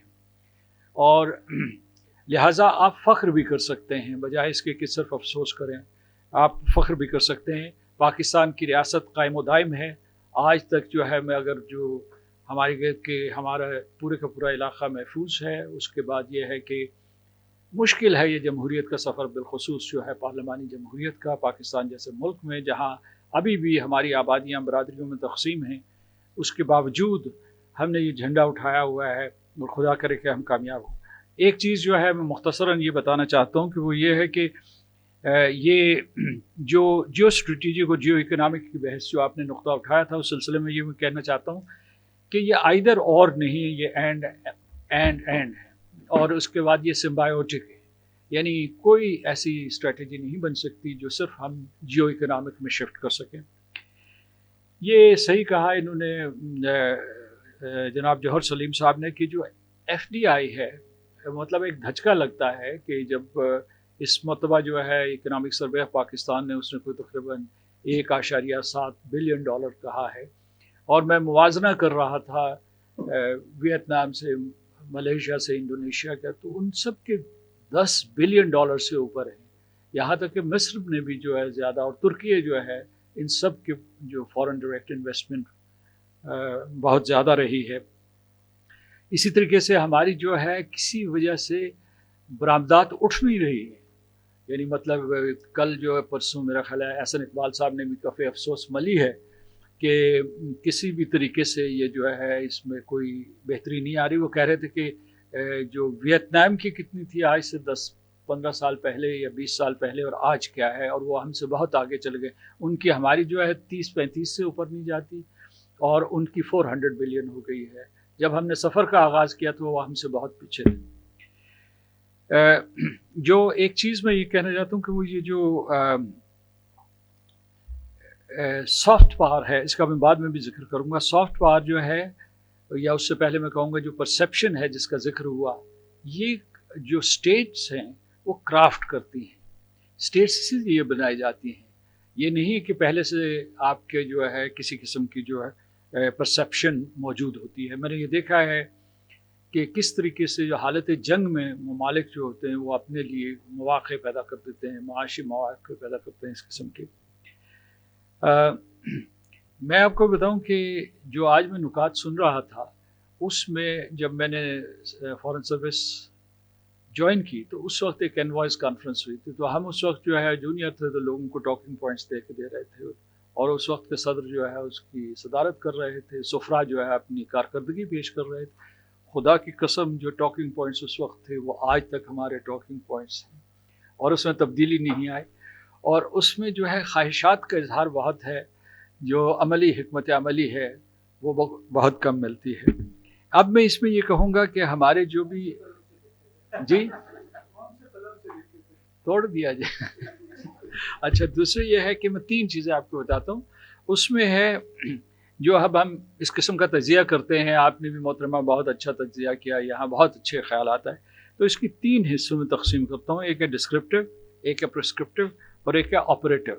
ڈسکرپٹیو یہ ہے کہ ہم زار و قطار روئیں گے کچھ نہیں ہو رہا، ٹھیک ہے جی، یا ہو رہا ہے تھوڑا ہو رہا ہے. پرسکرپٹیو ہے کہ یہ ہونا چاہیے، شوڈ کا لفظ استعمال کریں، مسٹ پہ چلے جائیں. نو سولوشن، کیونکہ یہ جب سے میں نے سروس کا آغاز کیا ہم ایسا ہی کرتے رہے ہیں، شوڈ اور مسٹ کے اوپر جو ہے. تیسرا آپریٹیو کہ بتائیں کہ کریں کیسے، ٹھیک ہے جی. اور اس کے لیے یعنی آپ ضرور سوچیں کہ بھئی اسے کیسے کیا جائے. اس طریقے سے جو اس قسم کے ادارے ہیں، جو آپ کا آئی آر ڈپارٹمنٹ ہے، جو تھنک ٹینکس ہیں جس کی یہ سربراہی فرما رہے ہیں، خالد رحمان صاحب سربراہی فرما رہے ہیں، آپ سربراہی کر چکے، کہ وہ کوئی اس قسم کا وہ دیں. اچھا، اس میں یہ ہے کہ ایک تو آپ بنا لیں گے، دوسرا یہ ہے کہ جو ہمارے ارباب بست و کشاد ہیں ان میں جذب کی استعداد ہونی چاہیے، ابسارپٹیو کیپیسٹی ہونی چاہیے، تاکہ وہ اسے سمجھ سکیں، وہ اسے کاغذ کا پرزہ نہ سمجھیں اور ان کا مشیر کہے کہ چھڈو جی رہن دو، کوئی ضرورت نہیں ہے، انجی لگے رہنے جی. اچھا جی، پھر جو آپ سے میرے متعلق ایک نقطہ ہے وہ میں یہ کہنا چاہتا ہوں کہ جو ٹیررزم، کاؤنٹر ٹیررزم اور کاؤنٹر وائلنٹ ایکسٹریمزم، اس میں ہماری جو سب سے بڑی کمزوری ہے وہ ہے سوسائٹل، پولیٹیکل، ریلیجس ڈرائیورز جو ہیں ان کو ہم ٹیکل نہیں کر سکے. اور اس کی وجہ سے جو ہم اقوام متحدہ میں کہتے ہیں، مطلب ہے کہ مسلمہ اصطلاح ہے، اسے کہتے ہیں DDR، یعنی مطلب ہے کہ آپ لوگوں کو ڈی موبلائز کریں، آپ ان کو جو ہے پھر ڈسارم کریں، ڈی موبلائز کریں اور ان کو ری انٹیگریٹ کریں. ہمارے ہاں اس قسم کا، یعنی مطلب آپ کوشش کر رہے ہیں، میں سمجھتا ہوں آپ کا ادارہ بہت ہی اچھا ہے، لیکن وہ اجتماعی شعور ہی نہیں پیدا ہوتا جس میں اس سے پہلے کہ دہشت گرد بنے وہ اس طرف مائل ہو جائے، کیونکہ اسے جو ہے دہشت گردی کے جو متبادلات ہیں اس میں کشش نظر آئے. دیکھیے ہمیں جو ہے میں نے بھی ذکر کیا تھا اپنے اس میں کہ ریال پالیٹک ہونی چاہیے. ہمارا ریال پالیٹک یعنی ایک جو ریئلزم کا اسکول آف تھاٹ ہے، لیکن اس میں آئیڈیالوجی کمپس ہونا چاہیے. میں اس کی سب سے بڑی مثال دوں گا کہ ریال پالیٹکس یہ کہتی تھی کہ اسرائیل کے ساتھ سمجھوتا کر دو، لیکن اس نے جو غزہ میں قتل عام کیا ہے ہم اس سے کسی طریقے سے بھی سمجھوتا نہیں کرتے. تو اگر آپ کا کمپس نہیں ہے تو پھر جو ہے آپ بھٹکتے رہیں گے. تو اس لیے یہ بہت ضروری ہے کہ جو نظریہ پاکستان تھا، جو ہمارے بنیادی مقصد تھا یہ ریاست بنانے کا، اس سے ہم کسی طریقے سے دور نہ ہو جائیں. جی، ڈائسپورا کمیونٹی جو ہے اس وقت جو ہے میں امریکہ میں بھی دیکھ کے آیا ہوں، اس کے بعد ابھی جو ہے وہاں ایک بہت بڑی بغاوت ہے یونائیٹڈ کنگڈم میں، وہ پاکستان کی ریاست سے نہیں جڑی ہوئی، معاف کیجیے گا. اور اتنا بڑا نقصان ہے، یعنی خود جو ہماری اپنی ملک کے اندر سیاسی کشمکش رہی ہے اس کی وجہ سے وہ بٹ گئے ہیں، اور بجائے وہ اثاثہ ہونے کے. میں جب امریکہ میں ابھی حال ہی میں سفیر تھا تو وہاں ایک صورت حال یہ ہوتی تھی کہ جب میں پہلے وہاں امریکہ میں تھا تو یہ ہمارے جو ڈائسپورا کے لوگ تھے یہ ہمارے دست و بازو تھے، اور ہم ان کو کہتے تھے کہ بھئی جو ہاؤس آف ریپرزینٹیٹیوز میں ایک موشن آ رہا ہے، ایک ریزولوشن آ رہا ہے، اس کی مخالفت کرو، تو وہ وہیں اسی وقت ٹیلی فون اٹھاتے تھے یا کانگریس مین یا سینیٹر سے بات کرتے تھے. ابھی یہ کہ ان کے جتھے جوک در جوک جو ہے ان کے دفاتر میں جاتے تھے اور پاکستان کے خلاف لابی کرتے تھے، اپنی جیب سے پیسے خرچ کر کے وہ پاکستان کے خلاف پوری مہم جوئی کرتے تھے. تو اور ابھی جو ہے آزاد کشمیر میں صورتحال ہوئی ہے تو وہاں ہر ایم پی جو ہماری آزاد کشمیر اور پاکستان کی ڈسینٹ کا ہے فخریہ کہہ رہا ہے کہ میں جو ہے میں نے آج خط لکھا ہے, میں نے آج وزیر اعظم کو یہ کہا ہے ہیومن رائٹس کی وائلیشنز ہو رہی. سافٹ پاور کے بارے میں گفتگو ہوئی آج بہت, تو اس میں یہ کہوں گا کہ جو جوزف نائے نے جو سافٹ پاور کا ایک تصور دیا تھا وہ ہارڈ پاور کو سافٹن کرنے کے لیے تھا کہ امریکہ جو ہے سپر پاور تھی, اس کے بعد 800 بیسز ہیں, اس کا ملٹری ہارڈ ویئر, اس کے جو ملٹری فورسز ہیں وہ ڈپلائڈ ہیں آل اوور دی ورلڈ. تو اس کو اس میں جو سافٹ چیزیں ہیں کہ امریکی صرف قتل نہیں کرتے, امریکہ جو ہے بہت سی اور چیزیں بھی کرتا ہے. اب ہم لوگوں نے اسے جو ہے کنفلیٹ کر دیا ہے سافٹ امیج کے ساتھ یا پبلک ڈپلومیسی کے ساتھ. تو یہ ایک انٹلیکچوئل ایرر ہے. جو پبلک ڈپلومیسی وہ ہمیشہ سے کرتے رہے ہیں, یہ سارے کے سارے جو سفیر ہیں اور سفارتکار ہیں اس میں ٹرینڈ ہے, جو فارن سروس اکیڈمی میں جاتے ہیں وہاں سے لے کے ویسے بھی جو ہے انہوں نے جو انگریزی یا فرانسیسی جو بھی روایات تھے اسے سیکھا ہوا ہے کہ بھائی لوگوں کے ساتھ how to promote your country. But this is not soft power. Soft power یہ ہوگی مثال کے طور پر کہ لوگوں کو وہ بھی پبلک ڈپلومیسی کے ساتھ اوور لیپ کر جاتی ہے کہ ہمارا جو دنیا میں جتنے میچز کھیلے جاتے ہیں اس میں جو ہے ساکر بال پاکستان سے بنتا ہے, مطلب 70% میچز جو ہے اس میں پاکستان کا ساکر بال. یا دوسرا یہ ہو سکتا ہے کہ اسکواش میں ہمارا کیا رہا ہے, اور اس میں جو ہے خود سفارت خانوں میں لوگ اتنے مصروف ہو جاتے ہیں کہ ان چیزوں کے لیے ان کو وقت نہیں ہے. ہماری مینگو ڈپلومیسی چل رہی ہے اور اس سے کوئی تھوڑا بہت فائدہ ہوتا ہے. چائنا پاکستان کے بارے میں کہوں گا, انہوں نے بڑا اچھا نقطہ دیا مسعود خالد صاحب نے. میں نے اپنے سفر کا آغاز جو ہے سفارتی سفر کا آغاز چین سے کیا تھا. چینی زبان پڑھی, باقاعدہ یونیورسٹی میں انٹرپریٹیشن کے لیے ڈپلوما حاصل کیا, انٹرپریٹیشن کی بڑے عرصے تک, ابھی بھی ہے لیکن ابھی جو ہے میں اس کے اوپر جو ہے زیادہ فخریہ بات نہیں کرتا ہوں, ایسے کہیں شرمندہ ہو سکتا ہے آدمی کیونکہ چینی مشکل زبان ہے اور عام گفتگو کر سکتا ہوں. اس میں میں آپ کو بھی بتانا چاہتا ہوں کہ اس وقت کی بات ہے, یعنی یہ میں آپ کو بتایا 80s mid 80s کی بات ہے کہ ہم ان سے سائنس اور ٹیکنالوجی میں مدد لے رہے تھے, ہم ان کے علاوہ اس کے ساتھ وہ ہماری معاشی مدد کر رہے تھے. یہ جو ہے یہ کنونشن سینٹر اسپورٹس کامپلیکس بنا رہے تھے, اور HMC میں HIT میں سارے کا سارا جو ہمارا یہ پورے کے پورے کمپلیکس بنانے میں ہماری مدد کی ہے. ایک چیز جو ہے یہاں بہت اچھی بات کہی ہے کہ یہ جو مسعود خالد صاحب نے بھی کی تھی, دوسرے لوگوں نے, US چائنا کا یہ سبجیکٹ بار بار آتا ہے. میں یہ کہتا ہوں کہ یہ سبجیکٹ یہ کہ توازن قائم کریں, یہ کریں وہ کریں, اس کی ایک وجہ یہ ہے کہ ہم اپنے آپ کو یتیم تصور کرتے ہیں کہ آج ہمارے سر پہ امریکہ کا سہارا ہے, کل جو ہے چین کا ہوگا. اس کا مطلب یہ ہے کہ ہم جو آپ نے ذکر کیا تھا سیلف امیج کا, کہ ہماری جو اپنی شبیہ ہے اپنے بارے میں وہ ایک ایسے ملک کی ہے جس کو کوئی خیرات دے گا, جس کو کوئی محفوظ رکھے گا. اگر آپ سوچ بدل دیں, اپنی ذہنیت بدل دیں اس سلسلے میں, یہ کہیں کہ پاکستان ایک بڑا ملک ہے اور ہم نے ایک مضبوط ملک بننا ہے اور ہم تمام ممالک سے دوستی کریں گے جہاں بھی ہمارا مفاد ہوگا, اور اس بحث میں ہی نہیں پڑیں گے کہ امریکہ سے ہمیں کیا مفاد حاصل ہو سکتا ہے یا چین سے کیا مفاد ہو سکتا ہے. چینیوں نے جب اپنا یہ سفر کا آغاز کیا تھا, میں وہاں موجود تھا 80s میں, تو وہ یہ کہتے تھے کہ we have friends all over the world. انہوں نے یہ سے پہلے جو ہے نا وہ کیپٹل روڈرز اور اس قسم کی اصطلاحات استعمال کرتے تھے کہ تو اچھا یہ سب مقررین نے یہ کہا ہے کہ معیشت کلید ہے, اور لیکن ایک المیہ یہ ہے, ابھی میں آپ کو بتا رہا ہوں کسی طریقے سے ہمیں کوشش کرنی چاہیے کہ ہر دوسرے ملک میں پاکستان کے اوپر ویزے کی پابندی ہے. ویزے کے لیے یہاں سفارش کروانی پڑتی ہے. مطلب یہ ہے کہ یونائیٹڈ کنگڈم میں شبانہ محمود نے تمام راستے بند کر دیے ہیں, اور اس کے بعد وہ دیکھیے انہوں نے اس کے کیئر سٹارمر کی پیٹھ میں خنجر گھونپا, لیکن شبانہ محمود ابھی تک کابینہ میں موجود ہے پاکستانیوں کو نقصان پہنچانے کے لیے. وہاں ایک عادی مجرم ہے, ریپسٹ ہے, وہ کہتے ہیں کہ پاکستان اسے واپس لے لے. اچھا تو ہمیں ایک ویزا کا بھی بہت بڑا بیریئر ہے. کل کسی نے مجھ سے سوال کیا کہ کویت جو ہے ان کا ایک دفاعی معاہدہ ہے, اس کی وہ توثیق چاہتے ہیں, لیکن انہوں نے عرصے سے ہمارے اوپر ویزے بند کیے ہوئے تھے. اسی طریقے سے UAE سے ریسٹرکشنز ہوئی, دوستی اپنی جگہ ویزے نہیں دیتے ہیں. So we must also have visa diplomacy.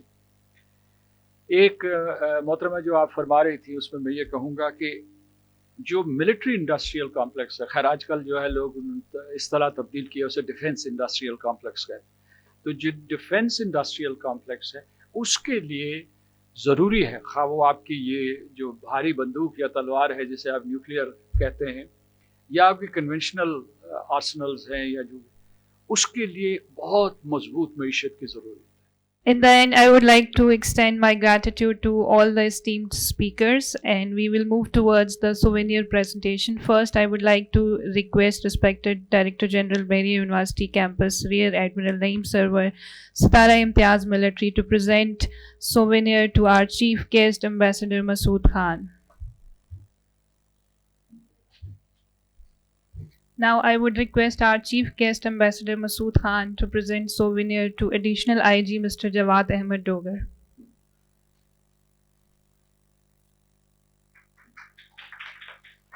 Ambassador Dr. Major General Raza Mohammed, Retired Hilal Imtiaz Military. Professor Dr. Amna Mahmood.